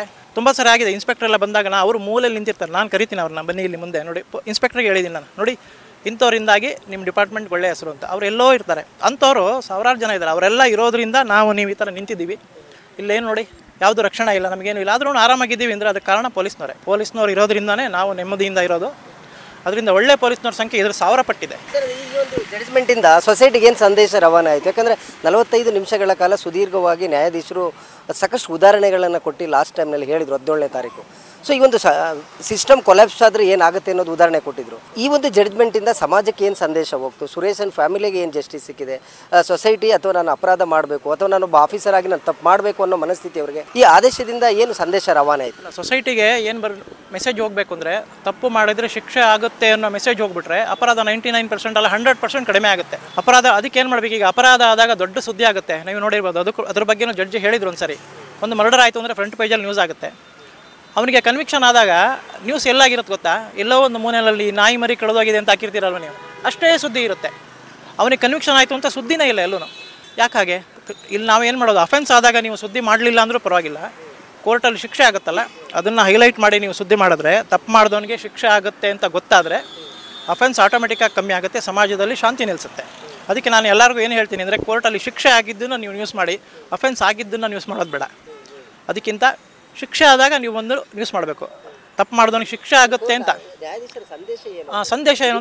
ಹೌದು, ಪೊಲೀಸ್ ಒಬ್ಬ ಅಧಿಕಾರಿನೂ ತಪ್ಪು ಮಾಡಿದ್ರೆ ಆತನು ಕೂಡ ಶಿಕ್ಷೆಗೆ ಒಳಪಡ್ತಾನೆ ಅನ್ನೋ ವಿಚಾರದಲ್ಲಿ ಈ ಸಂದೇಶ ಎಷ್ಟು ವ್ಯಾಲ್ಯೂಬಲ್ ಇದೆ ಪೊಲೀಸ್ ಇಲಾಖೆಗೆ. ನೋಡಿ, ಈಗ ಇವ್ರು ಮಾಡಿದ್ರಿಂದ, ಇಂಥವ್ರು ಮಾಡಿದ್ರಿಂದ ಯಾರ್ಯಾರು ಕೆಟ್ಟ ಹೆಸರು ಬಂತು ಅಂತ ನಿಮಗೆ ಗೊತ್ತು. ನೋಡಿ, ಪೊಲೀಸ್ನವ್ರು ಕೆಟ್ಟ ಹೆಸರು ಬಂತು, ಪೊಲೀಸ್ನವ್ರ ಮೇಲೆ ಈಗ ಅನುಮಾನದ ದೃಷ್ಟಿಯಿಂದ ನೋಡೋಂಗಾಯಿತು. ಕೋರ್ಟ್ ಮೇಲೂ ಅನುಮಾನ ಬಂತು, ಯಾಕೆಂದರೆ ಕೋರ್ಟ್ ಯಾರೋ ನಿರಪರಾಧಿನ ಜೈಲಿಗೆ ಕಳಿಸಿತ್ತು ಅಂತ. ಪ್ರಾಸಿಕ್ಯೂಟ್ರು ಕೆಟ್ಟ ಹೆಸರು ಬಂತು, ಅಷ್ಟೇ ಅಲ್ಲ ಮೀಡಿಯಾದವ್ರಿಗೂ ಕೆಟ್ಟ ಹೆಸರು ಬಂತು, ಸರ್ಕಾರಕ್ಕೆ ಕೆಟ್ಟ ಹೆಸರು ಬಂತು. ನೋಡಿ, ಇಂಥ ಸುಳ್ಳು ಕೇಸ್ನ ನಡೆಸ್ತಂಥ ಸರ್ಕಾರ ತಂದರೆ ಎಲ್ಲರಿಗೂ ಕೆಟ್ಟ ಹೆಸರು ಬಂತು ಇವರಿಂದ. ಈಗ ಅವ್ರಿಗೆ ಶಿಕ್ಷೆ ಆದರೆ ಅಥವಾ ಪನಿಷ್ಮೆಂಟ್ ಆದರೆ ಅಥವಾ ಆ್ಯಕ್ಷನ್ ತೊಗೊಂಡ್ರೆ ಈ ರೀತಿ ಮಾಡಬಾರ್ದು ಅಂತ ಒಂದು ಮೆಸೇಜ್ ಹೋಗುತ್ತೆ ಜನಗಳಿಗೆ. ಅಂದರೆ ಸೇಮ್ ಹೇಳಿದ್ನಲ್ಲ, ಕೇಳಿದ್ದು ಸುಳ್ಳಾಗಬಹುದು, ನೋಡಿದ್ದು ಯಾರೋ ಹೇಳ್ತಾರೆ, ಟಿ ವಿಲಿ ನೋಡಿದ ತಕ್ಷಣ, ಪೇಪರಲ್ಲಿ ಬಂದ ತಕ್ಷಣ ಯಾರೋ ಹೇಳಿದ ತಕ್ಷಣ ಸತ್ಯ ಅಂತಲ್ಲ. ಸತ್ಯ ಅಂದರೆ ನೋಡಿ, ಇವತ್ತು ಎದ್ದು ಬಂತು, ಈಗ ಮಲ್ಲಿಗೆ ಎದ್ದು ಬಂದು ಯಾವ ರೀತಿ ಅದು ಸತ್ಯ ನಿಜವಾಗಿ. ಅದಕ್ಕೆ ಏನು ಸತ್ಯ ಬಂತು ಅದನ್ನು ನೀವು ಪ್ರಕಟ ಮಾಡ್ತೀರಿ. ಇದರಿಂದ ಮೆಸೇಜ್ ಏನು ಹೋಗಬೇಕು ಅಂದರೆ, ತಪ್ಪು ಮಾಡಿದವನಿಗೆ ಶಿಕ್ಷೆ ಆಗುತ್ತೆ ಅನ್ನೋ ಮೆಸೇಜು, ಯಾರೇ ಆಗಲಿ ಶಿಕ್ಷೆ ಆಗುತ್ತೆ ಅನ್ನೋ ಒಂದು ಮೆಸೇಜ್ ಬಂದುಬಿಟ್ರೆ ಸಾಕು, ಆಟೋಮೆಟಿಕ್ಕಾಗಿ ಅಫೆನ್ಸ್ ಕಡಿಮೆ ಆಗುತ್ತೆ. ಈಗ ನೀವು ನೋಡಿರ್ಬೋದು, ಈಗ 112 ಅಂತ ಒಂದು ನಂಬರ್ ಇದೆ, ಆ ನಂಬರ್ಗೆ ಫೋನ್ ಮಾಡಿದ್ರೆ ನೀವು 1 ನಿಮಿಷದಲ್ಲಿ ಪೊಲೀಸ್ನವ್ರು ಬರ್ತಾರೆ. ಬರೀ ಆ ಪೋಸ್ಟ್ರು ನಾನು ಕೆಲವು ಕಡೆ ಹಾಕ್ಸಿದ್ದೀನಿ ಪಾರ್ಕಲ್ಲಿ, ಅಲ್ಲಿ ಇಲ್ಲೆಲ್ಲ, ಆ ಪೋಸ್ಟ್ರು ನೋಡಿದ್ರೆ ಸಾಕು ಜನಗಳು ಹೆದರ್ಕೋತಾರೆ, ಅಫೆನ್ಸ್ ಕಡಿಮೆ ಆಗುತ್ತೆ. ಬರೀ ಒಂದು ಪೊಲೀಸ್ನವ್ರು ಇದ್ದಾರೆ ಅಂತ ಒಂದು ನಂಬರ್ ಕೊಟ್ಟರೆ ಸಾಕು, ಅಫೆನ್ಸ್ ಕಡಿಮೆ ಆಗುತ್ತೆ. ಅಂತ ಅದರಲ್ಲಿ ಪೊಲೀಸ್ನವರೇ ಬಂದು ನಿಂತ್ಕೊಂಡ್ರೆ 100% ಅಫೆನ್ಸ್ ಕಡಿಮೆ ಆಗುತ್ತೆ. ಅಲ್ಟಿಮೇಟ್ಲಿ ಸ್ವೀಟ್ ತಿನ್ನಿಸಿದ್ರೆ ನೀವು ಅವ್ರಿಗೆ, ಗಾಂಧಿಯವರ ಕುಟುಂಬಕ್ಕೆ, ಅವರ ತಂದೆ ಮತ್ತು ಸುರೇಶ್ರವ್ರಿಗೆ ತುಂಬ ತೃಪ್ತಿ ಕೊಟ್ಟಂಥ ಪ್ರಕರಣ ನಿಮ್ಮ ನ್ಯಾಯಾಂಗ ಹೋರಾಟದಲ್ಲಿ. ಸತ್ಯಮೇವ ಜಯತೆ ಅಂತ, ಸತ್ಯ ಗೆದ್ದಾಗ ಎಂಥವ್ರಿಗಾದರೂ ಖುಷಿ ಆಗುತ್ತೆ. ಇವಾಗ ಸತ್ಯ ಗೆದ್ದಿದೆ, ಖುಷಿ ಆಗ್ತಾ ಇದೆ, ಅದಕ್ಕೋಸ್ಕರ ಅದೇ ಸ್ವೀಟ್ ಆ್ಯಕ್ಚುಲಿ. ಬೆಟ್ಟದಪುರದ ಮಲ್ಲಿಗೆ ಸಾವಿನ ಪ್ರಕರಣಕ್ಕೆ ಸಂಬಂಧಪಟ್ಟಂತೆ ಮೈಸೂರಿನ ಘನ ನ್ಯಾಯಾಲಯ ಒಂದು ಐತಿಹಾಸಿಕ ತೀರ್ಪನ್ನು ಪ್ರಕಟಣೆ ಮಾಡಿದೆ. ಈ ಒಂದು ಕಾನೂನು ವ್ಯವಸ್ಥೆಯಲ್ಲಿ ಎಂಥ ಪ್ರಭಾವಿಗಳು ತಪ್ಪನ್ನು ಮಾಡಿ ಅಥವಾ ಕೋರ್ಟ್ಗೆ ಸುಳ್ಳು ಸಾಕ್ಷಿಗಳನ್ನು ಕೊಟ್ಟು ಸುಳ್ಳು ಚಾರ್ಜ್ ಶೀಟ್ಗಳನ್ನು ಸಲ್ಲಿಸಿದ್ರೂ ಕೂಡ ಅಲ್ಟಿಮೇಟ್ಲಿ ನ್ಯಾಯನೇ ಲಾ ಇಸ್ ಫೈನಲ್ ಅಂತ ಹೇಳಿದ್ದಾರೆ. ಈವರೆಗೂ ಈ ಜಡ್ಜ್ಮೆಂಟ್ ಬರೋವರೆಗೂ ಕೂಡ ಅಪರಾಧಿ ಸ್ಥಾನದಲ್ಲಿದ್ದಂಥ ಸುರೇಶ ಈಗ ನಿರಪರಾಧಿ ಆಗಿದ್ದಾರೆ. ಗೌರವಾನ್ವಿತವಾಗಿ ಮಾನ್ಯ ನ್ಯಾಯಾಧೀಶರು ಈತನನ್ನು ಬಿಡುಗಡೆ ಮಾಡಿದ್ದೀನಿ ಅನ್ನೋ ಒಂದು ಮಾತನ್ನು ಹೇಳಿದರೆ, ಅಂದರೆ ನ್ಯಾಯಾಧೀಶರು ಗೌರವಾನ್ವಿತ ಅನ್ನೋ ಪದ ಬಳಸೋದು ತುಂಬ ರೇರೆಸ್ಟ್ ಪ್ರಕರಣಗಳಲ್ಲಿ. ಸೊ ಇಲ್ಲಿವರೆಗೂ ಕೂಡ ವಿಲನ್ ಆಗಿದ್ದಂಥ ಸುರೇಶ್ ಇವತ್ತು ಹೀರೋ ಆಗಿದ್ದಾರೆ. ಹೀರೋ ಆಗಿದ್ದಂಥ ಪೊಲೀಸ್ ಈಗ ಆರೋಪಿ ಸ್ಥಾನದಲ್ಲಿ ಇದ್ದಾರೆ. ಸೊ ಇದನ್ನೇ ಹೇಳೋದು ನ್ಯಾಯಾಂಗ ವ್ಯವಸ್ಥೆ ಒಳಗಡೆ ಈ ಕಾನೂನಲ್ಲಿ ಎಲ್ಲರೂ ಸಮಾನರು ಅಂತ. ಸುರೇಶ್, ಈಗ ನೀವು ಆರೋಪಿನೂ ಅಲ್ಲ, ಅಪರಾಧಿನೂ ಅಲ್ಲ, ಒಬ್ಬ ಭಾರತದ ನಾಗರಿಕ. ಮೊದಲ ಪ್ರತಿಕ್ರಿಯೆ ಏನು? ನ್ಯಾಯಾಧೀಶರು ಮುಂದೆ ಕರೆದು ನಿನಗೆ ಗೌರವಯುತವಾಗಿ ನಿಮ್ಮನ್ನು ಬಿಡುಗಡೆ ಮಾಡ್ತಾ ಇದ್ದೀವಿ, ನೀವು ನಿರಪರಾಧಿ ಅಂತ ಹೇಳಿದ್ರು. ನಿರಪರಾಧಿಯಿಂದ ಬಿಡುಗಡೆ ಮಾಡಿದ್ರು. ಆದರೆ 5 ವರ್ಷದ ಹಿಂದ್ಗಡೆನೇ ಆಗೋಯ್ತಲ್ಲ, ಆರೋಪಿ ಆಗೋಯ್ತು, ಶಿಕ್ಷೆ ಆಗೋಯ್ತು, ಅನುಭವಿಸಿ ಆಯಿತು, ಕಣ್ಣಿ ನೀರಾಯಿತು. ಇದೆಲ್ಲ ವಾಪಸ್ ಕೊಡೋಕ್ಕಾಯ್ತದ ಅವ್ರ ಕೈಲಿ? ಆಗಲ್ಲ. ಈಗ ಆಯಿತು, ಎಲ್ಲ ಕೇಸಲ್ಲಿ ನಡೀತಾ ಇರೋದೇ ಇದು. ನಿರಪರಾಧಿ ಬಿಡುಗಡಪ್ಪ ಅಂತೇಳೋ ಎಲ್ಲರನ್ನೂ ಕಳಿಸೋರೆ.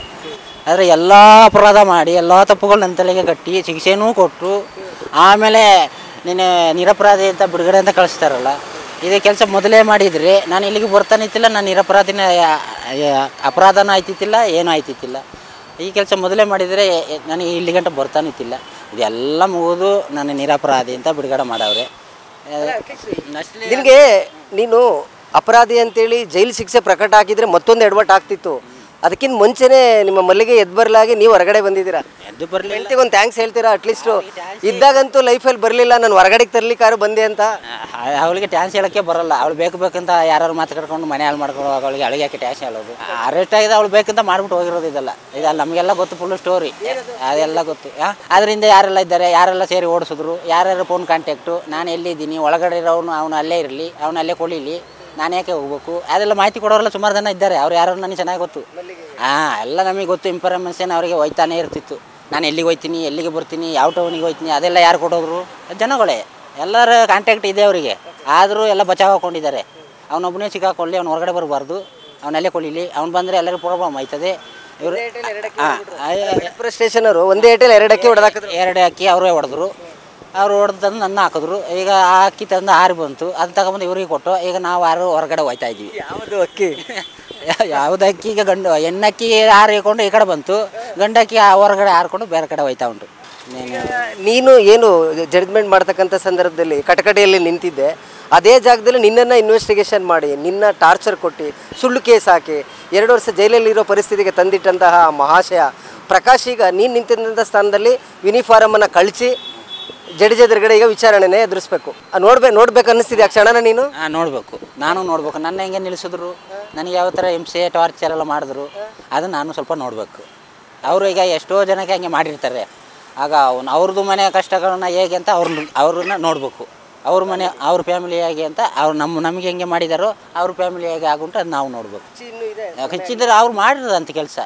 ನನಗೆ ಅವರು ಹೊಡೆದಿದ್ದು ಭಾರಿ ಬೇಜಾರಾಯಿತು. ಮಾಡೋದು ತಪ್ಪಿಗೆ ಯಾವ ಥರ ಹೊಡೆದಿದ್ದು ಅಂದರೆ ಯಾವ ಥರ ಟಾರ್ಚರು? ಈಗ ಲಾಸ್ಟು ಟೈಮ್ ನಿನ್ನ ಮನಸ್ಸಲ್ಲಿ ಏನಿದೆ ಅದು ಡೀಟೇಲ್ ಹೇಳಲಿಕ್ಕೆ ಅವಕಾಶ ಇದೆ. ಅದೇ ಯಾವ ಥರ ಹೊಡೆದ್ರು ಅಂದರೆ ಬಟ್ಟೆ ಎಲ್ಲ ಬಿಚ್ಚಿಸ್ಬಿಟ್ರು, ಪ್ಯಾಂಟ್ ಇಲ್ಲ, ಶರ್ಟ್ ಇಲ್ಲ, ಬರೀ ಚಡ್ಡಿ ಮಾತ್ರ ಒಳಗಡೆ. ಒಂದು ದೊಣ್ಣೆ ತಂದರು, ಲಾಕ್ ಮಾಡಿದ್ರು, ಕಟ್ ಹಾಕಿದ್ರು, ನೇತು ಹಾಕಿದ್ರು. ನೇತು ಹಾಕಿ ಪಿಕ್ಚರಲ್ಲೆಲ್ಲ ತೋರಿಸ್ತಾರಲ್ಲ, ಏರೋಪ್ಲೇನ್ ಹಂಗೆ ಕಟ್ಟಿಸ್ಬಿಟ್ಟು ನೇತು ಹಾಕ್ಬಿಟ್ಟು ಹೊಡಿತಾರಲ್ಲ, ಸೇಮ್ ಹಂಗೆ ಹೊಡೆದ್ರು. ಅವ್ರು ಏನೇ ಮಾಡಿದ್ರು ಒಪ್ಪೋದಾದ್ರೆ ಇನ್ನು ಯಾರು ಕಾಪಾಡೋಕ್ಕೂ ಬರೋಲ್ಲ, ಯಾರೂ ಬರೋಲ್ಲ. ಇವತ್ತು ಫಿಕ್ಸ್ ನೀನು. ಎಷ್ಟು ದಿನ ಆಯ್ತು? ಅದು ಶನಿವಾರ ಸಂಜೆ ಅರೆಸ್ಟ್ ಮಾಡಿದ್ರು ರೋಡಿಂದ. ಶನಿವಾರ ಸಂಜೆ ಅರೆಸ್ಟ್ ಮಾಡಿ ಭಾನುವಾರನೂ ಅಲ್ಲೇ ಇಟ್ಕೊಂಡು ಶನಿವಾರ ಸಂಜೆನೇ ನನಗೆ ಫುಲ್ಲು ಚಾರ್ಜು. ಅದು ಯಾವ ವ್ಯಕ್ತಿ ಎಲ್ಲ ಸುಮಾರು ಜನ ಇದರಲ್ಲಿ ಕೇಸಿಂದ ಸುಮಾರು ಜನ ಕಳ್ಳರು ತಪ್ಪಿಸ್ಕೊಂಡವ್ರೆ. ಅದರಲ್ಲಿ ಸುಮಾರು ಒಂದು 18 ಪೊಲೀಸ್ ಸಿಕ್ಕಾಕೊಳ್ಬೇಕಾಗಿತ್ತು. ಅವ್ರನ್ನೆಲ್ಲ ಬಿಟ್ಟವ್ರೆ. 3 ಜನ ಹಿಡ್ಕೊಂಡವ್ರೆ. ಮಿಕ್ಕಿದವರಲ್ಲೇ ಇಲ್ಲಿ ಅವ್ರನ್ನೆಲ್ಲ ಯಾಕೆ ಏನು ಮಾಡಿಲ್ಲ? ಒಂದು ಡಿಪಾರ್ಟ್ಮೆಂಟ್ ಅಂದರೆ ಅವ್ರು ಎಲ್ಲರೂ ಬರಬೇಕು. ಒಂದು ಕೇಸಿಗೆ ಸಂಬಂಧಪಟ್ಟ ಮೇಲೆ ಇಡೀ ಡಿಪಾರ್ಟ್ಮೆಂಟೇ ಅದಕ್ಕೆ ಸಂಬಂಧ. ಅವ್ರಿಗೆಲ್ಲ ಶಿಕ್ಷೆ ಕೊಡ್ಬೇಕು ಲೆಕ್ಕದಲ್ಲಿ. ಅವ್ರಿಗೆಲ್ಲ ಕೊಟ್ಟೇ ಇಲ್ಲ. ಒಬ್ಬರಿಗೆ ಕೊಟ್ಟವ್ರಂತೆ, ಇಬ್ಬರನ್ನ ಬಿಟ್ಟವ್ರಂತೆ. ಇದು ಯಾವ ನ್ಯಾಯ ಅಂತ ನನಗೆ ಗೊತ್ತಿಲ್ಲ. ಸಂಬಂಧಪಟ್ಟವರು ಎಲ್ಲರೂ ಇದಕ್ಕೆ ಆಗಬೇಕು. ಆಗನೇ ಅದು ಸೇರಿ. ಅವನು ಒಬ್ಬನೇ ತಪ್ಪು ಮಾಡಿಬಿಟ್ಟು ಅವನೇ ಎಲ್ಲ ಮಾಡಿಬಿಟ್ಟ ಅಂತ ಹೇಳ್ಬಿಟ್ಟು ಇಷ್ಟು ಜನ ಸೇರಿ ಒಬ್ಬನ್ನ ಕ್ರಿಮಿನಲ್ ಮಾಡಿಬಿಟ್ಟು ಈಗ ಇಷ್ಟು ಜನ ತಪ್ಪಿಸ್ಕೊಂಡವ್ರಲ್ಲ, ಇವ್ರನ್ನೆಲ್ಲ ಏನು ಮಾಡೋದು? ತಪ್ಪು ಮಾಡಿದವರು ಯಾರಾದರೂ ಶಿಕ್ಷೆ ಕೊಡಬೇಕು. ಹೋಗ್ತೀರಾ? ನಿಮ್ಮ ಲಾಯರ್ ಹೇಳ್ತಾ ಇದ್ರು, ನೀವು ಹೇಳಿದ್ರಲ್ಲ ಯಾರೆಲ್ಲ ಇನ್ವೆಸ್ಟಿಗೇಷನಲ್ಲಿ ಬೆಟ್ಟದಪುರ ಸ್ಟೇಷನಲ್ಲಿ ನಿನ್ನ ಪ್ರಕರಣದಲ್ಲಿ ಇನ್ವೆಸ್ಟಿಗೇಷನಲ್ಲಿ PC ಗಳು WPCಗಳು ಎಲ್ಲ ಇದ್ದರು. ಅವರು ಕೂಡ ಪ್ರಕಾಶ್ ಜೊತೆ ನಿಲ್ಲಬೇಕಿತ್ತು, ಬಟ್ ಅವ್ರ ಹೆಸರು ಉಲ್ಲೇಖ ಆಗಿಲ್ಲ. ಈ ವಿಚಾರವನ್ನು ಪ್ರಶ್ನೆ ಮಾಡಿ ಹೈಕೋರ್ಟ್ಗೆ ಹೋಗ್ತೀನಿ ಅಂತ ಹೇಳ್ತಾ ಇದ್ರು ನಿಮ್ಮ ವಕೀಲರು. ಹೋಗ್ತೀನಿ ಅಂತ ಹೇಳ್ತಾವ್ರೆ. ನೀನು ಕರೆದಾಗ ಬರ್ಬೇಕಂತಾರೆ. ನಾನು ಬರ್ತೀನಿ, ನೀವು ನಡೆಸಿ ಅಂತ. ನ್ಯಾಯ ಸಿಗಲೇಬೇಕು. ಇದು ನನಗೋಸ್ಕರ ಅಲ್ಲ, ಇದು ಜಗತ್ತಿಗೆ ಎಲ್ಲ ಫ್ಯಾಮಿಲಿ ಅಂದಮೇಲೆ ಫ್ಯಾಮಿಲಿ ಯಾವ ಥರ ಇದ್ದರೆ ಚೆನ್ನಾಗಿದ್ದರೆ ಎಲ್ಲಿ ನಡೆಯಲ್ಲ. ಫ್ಯಾಮಿಲಿ ಅಂದಮೇಲೆ ಕರೆಕ್ಟಾಗಿದ್ದರೆ ನ್ಯಾಯ ಸಿಗುತ್ತೆ. ಫ್ಯಾಮಿಲಿ ತಪ್ಪಾಗಿ ಹೋದರೆ ಯಾರಿಗೂ ನ್ಯಾಯ ಸಿಕ್ಕಲ್ಲ. ಆದರೆ ನಮಗೆ ಆಗಿರೋ ನ್ಯಾಯ ಯಾರಿಗೂ ಆಗಬಾರ್ದು. ನನಗೆ ಆಗಿರೋದು ಕೇಸು ಕೊಟ್ಟು ಅವನಿಗೆ ಕೇಸ್ ಬಿಟ್ಟಾಗಿ ಒಳಗೆ ಹೋಗಿ ಅನುಭವಿಸಿ ಕಣ್ಣೀರು ಎಲ್ಲ ನೋವು ಅನುಭವಿಸಿ ಬಂದು ಬೇಲ್ ಮಾಡಿಸ್ಕೊಂಡು ಬಂದು ಹೋಗಿ ಅವ್ರನ್ನ ಹುಡ್ಕೋದಂತೆ, ಅವರು ಸಪೋರ್ಟ್ ತಗೊಂಡು ಅವ್ರನ್ನ ಹಿಡಿಯೋದಂತೆ, ಪುನಃ ತಗೊಂಡು ಹಾಜರು ಮಾಡೋದಂತೆ. ಕೆಲಸ ನೀವೇ ಮಾಡ್ಬಿಟ್ಟ ಅಂತ ಪೊಲೀಸ್ ಕೆಲಸ ನಾವು ಮಾಡಿ ಅವ್ರು ತಪ್ಪಿಸ್ಕೊಂಡು ಅವ್ರು ಯಾವುದೋ ತಂದು ಫಿಟ್ ಮಾಡಿ ಅವ್ರ ಸಂಬಳ ತಗೊಂಡು ಅವ್ರ ಪ್ರಮೋಷನು, ಅವ್ರ ಹೆಂಡತಿ ಮಕ್ಕಳು ಅವ್ರ ಖುಷಿ, ಅವ್ರ ಎಂಜಾಯ್, ಅವ್ರ ಅವಾರ್ಡು, ಅವ್ರಿಗೆ ಮಲ್ಲಿಗೆ ಎದ್ದು ಬರಲಿಲ್ಲ ಅಂದರೆ ಈ ಪ್ರಕಾಶ್ಗೆ CM ಅವಾರ್ಡೇ ಆಗ್ಬಿಡ್ತಿತ್ತು ನಿನ್ನ ಪ್ರಕರಣದಲ್ಲಿ ನೋಡಿದ್ರೆ. ನನ್ನ ಲೆಕ್ಕಾಚಾರ ಪ್ರಕಾರ ಆಗಿದ್ರೆ ಅವ್ರಿಗೆ ದೊಡ್ಡ ಪೋಸ್ಟ್, ದೊಡ್ಡ ಅಧಿಕಾರಿ, ಅವರು CM ಸೀಟಲ್ಲಿ ಕೂರೋರೇನು. ಆದರೆ ಇದು ಹಿಂಗೆ ಬಂದು ಹಿಂಗೆ ಸುತ್ತಿ ಈಗ ಬಂದೆ ಪುನಃ ಈಗ ಬಂದು ಅಲ್ಲಿ ಬಾರಿ ಬಂತು. ಈಗ ಬಂದ ಅವರೇ ಈಗ ಗೂಡು ಒಳಗೆ ಕೂರಂಗೆ ಆಗೋಗಿದೆ. ಈಗ ಅಲ್ಲ ನಿನ್ನಕ್ಕಿ ಯಾರು ಬಂತು, ಪ್ರಕಾಶ್ ಅವರು ಗೂಡೊಳಗೆ ಹೋಗಂಗೆ ಆಯ್ತು. ಅವ್ರ ನಮ್ಮ ಅಕ್ಕಿ ಆ ಕಡೆ ಆರು ಬಂತು, ಅವ್ರ ಅಕ್ಕಿಗೆ ಗೂಡು ಒಳಗೆ ಹೋಗಂಗೆ ಆಯಿತು. ಸಾಕ ಪರಿಹಾರ 1 ಲಕ್ಷ ಘೋಷಣೆ ಮಾಡಿದೆ ಸರ್ಕಾರ ಕೊಡಬೇಕು ಅಂತ ಹೇಳಿರೋದು. ಇನ್ನೂ ತುಂಬ ಸುದೀರ್ಘವಾಗಿ ಹೋರಾಟ ಇದೆ. 1 ಲಕ್ಷ ಇದು ಸಾಲದು. ನಮ್ಮ ಕೇಸಿಗೆ ಎಷ್ಟು ಕೋಟಿ ಕೊಟ್ಟರು ಸಾಲದು. 5 ವರ್ಷ ಕೇಸಿಗೆ ಇದು ಸಾಲದು. ಇದು 1 ಲಕ್ಷ ಯಾವುದಕ್ಕೂ ಸಾಲದು. ನೋಡೋಣ ಮುಂದಕ್ಕೆ ನಮ್ಮ ಲಾಯರ್ ಏನು ಮಾಡಿಕೊಡ್ತಾರೋ ಅದು ಅವ್ರಿಗೆ ಬಿಟ್ಟಿದ್ದು. ಅವ್ರು ಏನು ಹೇಳಿದ್ರು ಅದನ್ನ ನಡೆಸಿಕೊಟ್ಟಿದ್ವಿ. ಈಗ ನಮಗೇನು ಮಾಡ್ಬೇಕಂತ ಅವ್ರು ಹೇಳಿದಾರೋ ಅದು ಅವ್ರು ನಡೆಸ್ಕೊಡ್ಬೇಕು. ಯಾವ್ದಾದ್ರು ದೇವ್ರಿಗೆ ಪ್ರೇಯರ್ ಮಾಡ್ಕೊಂಡಿದ್ಯಾ? ಯಾಕಂದರೆ ನೀವು ಕಾಡು ಕುರುಬ ಸಮುದಾಯಕ್ಕೆ ಬರ್ತೀರಿ, ಕಾಡಿನ ಜನ ತುಂಬ ನಂಬಿಕೆಯಿಂದ ಬದುಕೋರು, ಪರಿಸರದ ಜೊತೆ ಬದುಕೋರು. ಈಗ ಪಾಂಡು ಪೂಜಾರಿ ಅಂತ ಒಬ್ಬರು ವಕೀಲರು ದೇವ್ರ ರೂಪದಲ್ಲಿ ಬರ್ತಾರೆ ಅಂದರೆ ನೀವೇನಾದರೂ ದೇವ್ರಿಗೆ ಪ್ರೇಯರ್ ಮಾಡ್ಕೊಂಡಿದ್ಯಾ? ನಾನು ಬಡವಪ್ಪ, ಈ ಕೇಸಲ್ಲಿ ನಾನು ಫಿಟ್ ಮಾಡ್ತಾರೆ, ಯಾರಾದ್ರು ದೇವ್ರ ರೂಪದಲ್ಲಿ ಬರ್ತೀಯಾ ಅಂತ ಏನಾದರೂ ಪ್ರೇಯರ್ ಮಾಡಿದ್ದ? ಅದು ಯಾವ ದೇವರು ಅಂತ ಪ್ರೇಯರ್ ಎಲ್ಲ ಮಾಡಿಲ್ಲ. ದೇವ್ರುಗಳಿಗೆ ಭಾರಿ ಜಗಳ ಮಾಡ್ತಿದ್ದೆ. ದೇವ್ರ ಜೊತೆ ಜಗಳ ನಾನು. ಆ ದೇವ್ರಿದೆಯಾ ಇಲ್ವಾ ಅದು ನನಗೆ ಬೇಕು. ಸತ್ಯನ ಸುಳ್ಳ, ಧರ್ಮ ಗೆಲ್ಲಿಸ್ತೀಯಾ, ಸುಳ್ಳು ಗೆಲ್ಲಿಸ್ತೀಯಾ, ನ್ಯಾಯಾಲಯ ಗೆಲ್ಲಿಸ್ತೀಯಾ, ನನ್ನ ಗೆಲ್ಲಿಸ್ತೀಯಾ, ಪೊಲೀಸನ್ನ ಗೆಲ್ಲಿಸ್ತೀಯಾ. ದೇವರಿಗೆ ಬೈಗಲ್ಲ. ಎಲ್ಲ ನನ್ನ ಬೈಯೋರು ಯಾಕೋ ಹಿಂಗೆ ಬೈತೀಯ ಅಂತ. ಯಾಕಂದ್ರೆ ನಮ್ಮ ದೇವ್ರಿಗೆ ಏನು ಬೈತಾರೆ ಜನಗಳು, ಅದನ್ನೇ ಬೈಯೋದು. ಏನು ಕೆಟ್ಟದ್ದು ಹೇಳೋದು ಅದೇ ಬೈತಿರೋದು. ಅದೆಲ್ಲ ನಾನು ಹೇಳೋಕ್ಕೆ ಇಷ್ಟಪಡಲ್ಲ. ನನಗೆ ದೇವ್ರ ಮೇಲೆ ಸಿಟ್ಟು ಬಂದುಬಿಡ್ತು. ಏನೂ ಮಾಡದೆ ನನಗೆ ಈ ಥರ ಕೊಟ್ಟಿದೆಯಲ್ಲ, ಮಾಡಿದವ್ರಿಗೆ ನ್ಯಾಯ. ದೇವರು ಅಂತ ಇದ್ದ ಮೇಲೆ ನೀನು ಭೂಮಿ ಸೃಷ್ಟಿ ಮಾಡಿದ ಮೇಲೆ ಸತ್ಯ ಬಯಲಿಗೆ ಹಾಕಬೇಕು. ಅನ್ಯಾಯ ಯಾರು ಮಾಡಿದ್ದಾರೆ ಅವ್ರಿಗೆ ಶಿಕ್ಷೆ ಆಗಬೇಕು ಅಂತ ನಾನು ದೇವ್ರ ಜೊತೆ ವಾದ. ಎಲ್ಲರೂ ನನಗೆ ಬೈಯೋರು, ಯಾಕೆ ನೀನು ಹಂಗೆ ಹೇಳೋದು, ನಾನು ಹಿಂಗೇನೆ ಹೇಳೋದು, ನೀನು ಇಷ್ಟಾದ್ರೆ ಕೇಳು, ಇಲ್ಲಾದ್ರೆ ಸುಮ್ಮನೆ ಹೋಗು. ಅದು ಯಾವ ದೇವ್ರು ಬಂದು ಕಾಪಾಡ್ತದೆ ನನಗೆ ಗೊತ್ತಿಲ್ಲ. ಓಕೆ, ಈಗ ಪಾಂಡು ಪೂಜಾರಿ ಅವರು ನಿಮ್ಮ ಲೈಫಲ್ಲಿ ಬರಲಿಲ್ಲ ಅಂದರೆ ಏನಾಗ್ತಿತ್ತು? ನಿಮ್ಮ ಕುಟುಂಬದ ಪಾಲಿಗೆ ಪಾಂಡು ಪೂಜಾರಿ ಅಂದರೆ ಏನು? ಅವ್ರಿಗೆ ಒಂದು ದೇವ್ರ ಸಮಕ್ಕೆ ಬಂದುಬಿಟ್ರು ನಮಗೆ.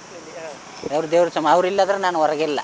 ಅವ್ರು ನನ್ನ ಮುದ್ದೆ ಬರೆಯೋದೆ. ಅವ್ರಿಲ್ಲಾದ್ರೆ ನಮಗೆ ಲೈಫು ಇಲ್ಲ, ನನ್ನ ಮಕ್ಳ ಲೈಫು ಇಲ್ಲ, ಯಾರ ಲೈಫು ಇಲ್ಲ. ಎಲ್ಲ ಸರ್ವನಾಶ. ಆಲ್ರೆಡಿ ಎಲ್ಲ ಸೇರ್ಕೊಂಡು ನಾಶ ಮಾಡಿಬಿಟ್ಟಿದ್ದಾರೆ.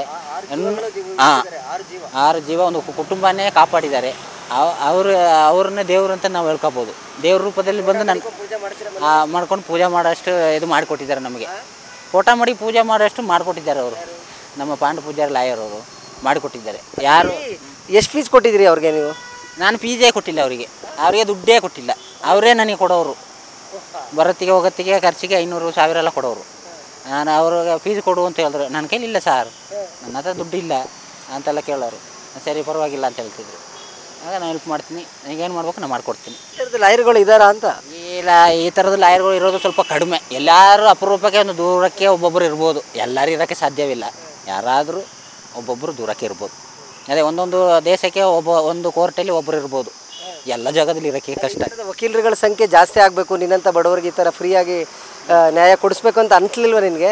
ಅನಿಸ್ತು. ಇಂಥ ವಕೀಲರುಗಳೆಲ್ಲ ಇದ್ದರೆ ನಮ್ಮಂಥ ಬಡವರಿಗೆ ಫ್ರೀಯಾಗಿ ಮಾಡಿಕೊಡೋ ವಕೀಲರು ಇದ್ದರೆ ಅವ್ರಿಗೆ ಈ ಥರ ಮಾಡಿದ್ರೆ ಅವರಿಗೆ ಇನ್ನೊಂದು ದಾರಿಲಿ ಏನು ಸಿಗಬೇಕು ಅದು ಸಿಗುತ್ತೆ. ಅಂದರೆ ಈಗ ಅರ್ಥ ಆಗಿದೆಯಾ? ದೇವ್ರಿಗೆ ಅವತ್ತು ಬೈತಿದ್ದೆ, ಈಗ ದೇವ್ರ ಥರ ಪಾಂಡು ಪೂಜಾರಿಯವ್ರ ಫೋಟೋ ಇಟ್ಕೊಂಡು ಪೂಜೆ ಮಾಡ್ತೀನಿ ಅಂತ ಹೇಳ್ತಿದ್ಯಾ. ಈಗ ಅನಿಸಿದೆ ಇವತ್ತು ದೇವ್ರು ಇದ್ದಾನೆ ಅಂತ, ದೇವ್ರ ಪೂಜೆ ಮಾಡ್ತೀನಿ ಅಂದಮೇಲೆ ದೇವ್ರು ಇದೆ ಅನ್ನೋದಕ್ಕೆ ಇವತ್ತು ಅದಕ್ಕೆ ಒಂದು ಪ್ರತಿಫಲ ಬಂತು ನನಗೆ. ಎಲ್ಲೆಲ್ಲೆಲ್ಲ ಸುತ್ತಾಡಿದ್ದೀನಿ ಇದಕ್ಕೆ. ಎಲ್ಲಿ ಹೋಗಿ ನನಗೆ ಸರಿಯಾಗಿಲ್ಲ. ಆದರೆ ಎಲ್ಲೆಲ್ಲ ಹೋದೆ, ಆದರೆ ಎಲ್ಲ ಬಯಲಿಗೆ ಬಂತು. ಈ ಟೈಮಿಗೆ ಸಿಗುತ್ತೆ, ಅದು ಸಿಕ್ಕುತ್ತೆ ಅಂದರು. ಆ ಟೈಮಿಗೆ ಸಿಕ್ತು. ಅವ್ರಿಗೆ ಏನು ಮಾಡಬೇಕು ನಾನು ಮಾಡಿದೆ. ಬೆಟ್ಟದ ಸ್ಟೇಷನ್ ನೋಡ್ಕೊ ಬರ್ತೀಯ ಒಂದ್ಸರಿ? ಹೋಗ್ಬೇಕು, ಒಂದಿನ ಹೋಗ್ಬೇಕು. ಹಂಗೆ ಹೋಗಿ ಎಲ್ಲರ ಮುಖನ ಸ್ವಲ್ಪ ನೋಡ್ಕೊ ಬರಬೇಕು. ಕೇಸ್ ಹಿಡಿದವರು ಹೇಗೆ, ಪೊಲೀಸ್ ಅಂದರೆ ಹೇಗೆ, ಅವ್ರನ್ನೆಲ್ಲ ಒಂದು ಸ್ವಲ್ಪ ಎಲ್ಲರೂ ನನ್ನ ಹತ್ರ ಏನೇನು ಮಾಡಿಸ್ಕೊಂಡವ್ರೆ, ಯಾರು ಹೊಡೆದವರು ಅವ್ರನ್ನೆಲ್ಲ ಸ್ವಲ್ಪ ನೋಡ್ಕೊ ಬರ್ಬೇಕು ನನಗೆ. ಎಲ್ಲ ಕಾಣಿಸುತ್ತೆ, ಸತ್ಯ ಕಾಣುತ್ತೆ. ಸತ್ಯ ಅಂದರೆ ಏನು, ಧರ್ಮ ಅಂದರೆ ಏನು, ಅವ್ರನ್ನೆಲ್ಲ ನೋಡ್ಕೊ ಬರ್ಬೇಕು ನನಗೆ. ಆ್ಯಕ್ಚುಲಿ ನೀನು ಏನು ಕೆಲಸ ಮಾಡ್ತಿದ್ದೆ, ಮುಂದೆ ಏನು ಕೆಲಸ ಮಾಡ್ತೀಯ? ಈಗ ಒಂದು ಜೀವನ ರೂಪಿಸ್ಕೊಳ್ಬೇಕು, ನಿರಪರಾಧಕ್ಕೆ ಬಂದಿದೆ, ವಯಸ್ಸಾದ ತಾಯಿ ತಂದೆ ಇದ್ದಾರೆ, ವಯಸ್ಸಿಗೆ ಬಂದು ಮಕ್ಕಳಿದ್ದಾರೆ, ನಿಂಗೆ ಜವಾಬ್ದಾರಿ ಜಾಸ್ತಿ ಆಗಿದೆ. ಮುಂದೆ ಹೇಗಿರುತ್ತೆ ನಿಂದ ಲೈಫ್ ಅಂತ? ಮುಂದೆ ಲೈಫ್ ಹೇಗಿರುತ್ತೆ ಇನ್ನೂ ಡಿಸೈಡ್ ಆಗಿಲ್ಲ. ಎಲ್ಲರೂ ನೋಡಬೇಕು ಏನು ಆಯ್ತದೆ ಅಂತ ಗೊತ್ತಿಲ್ಲ. ಇನ್ನು ಕೆಲಸ ಮಾಡಬೇಕು, ದುಡಿಬೇಕು, ಮಕ್ಕಳು ಎಜುಕೇಷನ್ ನೋಡಬೇಕು. ಮನೆಯವ್ರನ್ನ ಚೆನ್ನಾಗಿ ನೋಡ್ಕೋಬೇಕು. ಆದರೆ ಎಲ್ಲಿ ಕಂಪ್ಲೇಂಟ್ ಕೊಡೋರು ಸ್ವಲ್ಪ ಜೋಪಾನಾಗಿ ಕೊಡ್ರಪ್ಪ. ನಾನು ಕೇಳಕ್ಕೆ ಬಂದೆ, ನಿನ್ನ ಲೈಫಲ್ಲಿ ಯಾರಾದರೂ ನಿಮ್ಮ ಫ್ಯಾಮಿಲಿಯಲ್ಲಿ ಮಿಸ್ ಆದರೆ ಕಂಪ್ಲೇಂಟ್ ಕೊಡಲ್ಲ ನೀನು? ನನ್ನ ಲೈಫಲ್ಲಿ ಏನೇನು ನಡೆದ್ರು ನಾನು ಕಂಪ್ಲೇಂಟ್ ಕೊಡೋಕೆ ಜೀವಮಾನಕ್ಕೆ ಪೊಲೀಸ್ ಸ್ಟೇಷನಿಗೆ ನಾನು ಹತ್ತಲ್ಲ. ಯಾಕೆಂದರೆ ನಾನು ಇಲ್ಲಿ ನೋಡ್ಬಿಟ್ಟಿದ್ದೀನಿ. ನೀವು ಕಂಪ್ಲೇಂಟ್ ಕೊಡೋರು ಸ್ವಲ್ಪ ನೋಡಿ ಮಾಡಿ ಕೊಡಿ. ನೀವು ಕೊಟ್ಬಿಟ್ಟು ನೀವು ತಗೊಳ್ಳಾಕೊಂಡ್ರೆ ನಿಮಗೆ ಲಾಠಿ ಚಾರ್ಜ್ ಆಯ್ತದೆ. ನೀವು ಒಪ್ಪಿಕೊಂಡು ನೀವೇ ಬಂದು ಒಳಗಡೆ ಕೂರ್ಬೇಕಾಯ್ತದೆ. ಸ್ವಲ್ಪ ಹುಷಾರಾಗಿ ನೋಡಿ ಹ್ಯಾಂಡಲ್ ಮಾಡಿ ಕೇಸ್ ಕೊಡೋಕ್ಕೆ ಪ್ರಯತ್ನ ಪಡಿ. ಮಹಾತ್ಮ ಗಾಂಧಿ ಮತ್ತು ಗಾಂಧಿ ಅಂದರೆ ಈ ದೇಶದ ರಾಷ್ಟ್ರದ ಪಿತ, ಸ್ವತಂತ್ರಕ್ಕೆ ಹೋರಾಟ ಮಾಡಿದ್ರು. ಅಂಥ ಮಹಾನ್ ವ್ಯಕ್ತಿ ಹೆಸರನ್ನು ನೀವು ಇಟ್ಕೊಂಡಿದ್ದೀರಿ. ಮಹಾತ್ಮ ಗಾಂಧಿ ಕುಟುಂಬನೇ ಜೈಲಿಗೆ ಕಳಿಸ್ತಕ್ಕಂಥ ಇತಿಹಾಸ ಸೃಷ್ಟಿ ಆಗೋಯ್ತು ಬೆಟ್ಟದಪುರ ಇನ್ವೆಸ್ಟಿಗೇಷನ್ ಪ್ರಕಾಶ್ ಅವರಿಂದ. ಇವತ್ತು ಮಾನ್ಯ ನ್ಯಾಯಾಧೀಶರು ಒಂದು ಒಳ್ಳೆಯ ಜಡ್ಜ್ಮೆಂಟ್ ಕೊಟ್ಟಿದ್ದಾರೆ. ಗೌರವಾನ್ವಿತವಾಗಿ ಸುರೇಶ್ ನಿಮ್ಮನ್ನು ಬಿಡುಗಡೆ ಮಾಡ್ತಿದ್ದೀವಿ, ನೀವು ಇವತ್ತಿಂದ ನಿರಪರಾಧಿ ಅಂತ ಹೇಳಿದ್ರು.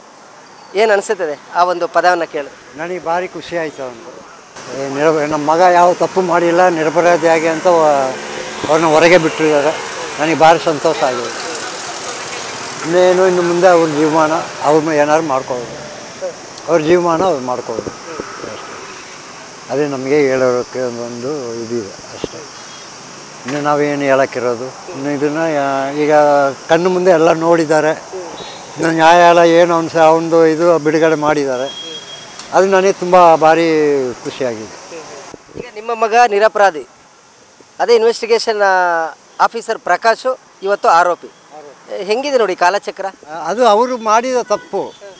ನಾವು ಅವತ್ತೇ ಹೋಗಿ ಒಂದು ಸರಿ ಹೇಳಿದ್ದೀನಿ, ಸರ್ ನಾವು ಇಲ್ಲಿ ಗಂಟ ಪೊಲೀಸ್ ಸ್ಟೇಷನ್ ಮೆಟ್ಲು ಹತ್ತಿದವರಲ್ಲ, ನಾನು ಕೋರ್ಟ್ ಮೆಟ್ಲು ಹತ್ತಿಲ್ಲ.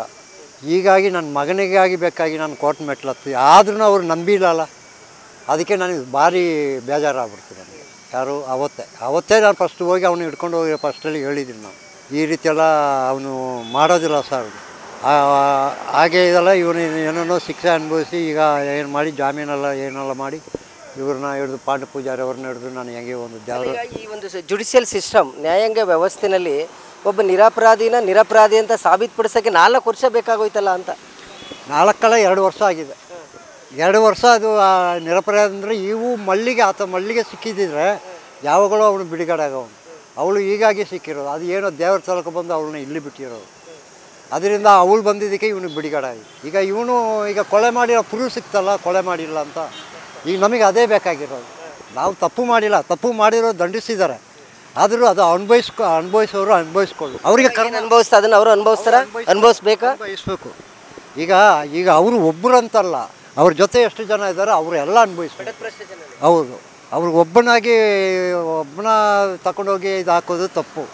ಅವರು ಎಷ್ಟು ಜನ ಇದ್ದಾರೋ ಅವ್ರ ಟೀಮು, ಅವ್ರಿಗೆಲ್ಲರೂ ತಗಲಿಸ್ಬೇಕು. ಇದು ಹೈಕೋರ್ಟಿಗೆ ಹಾಕಿಬಿಟ್ಟು ಅವ್ರು ಏನು ಮಾಡಬೇಕು ಅದನ್ನು ಕಣ್ಣು ಮುಂದೆ ನೋಡ್ಬೇಕು.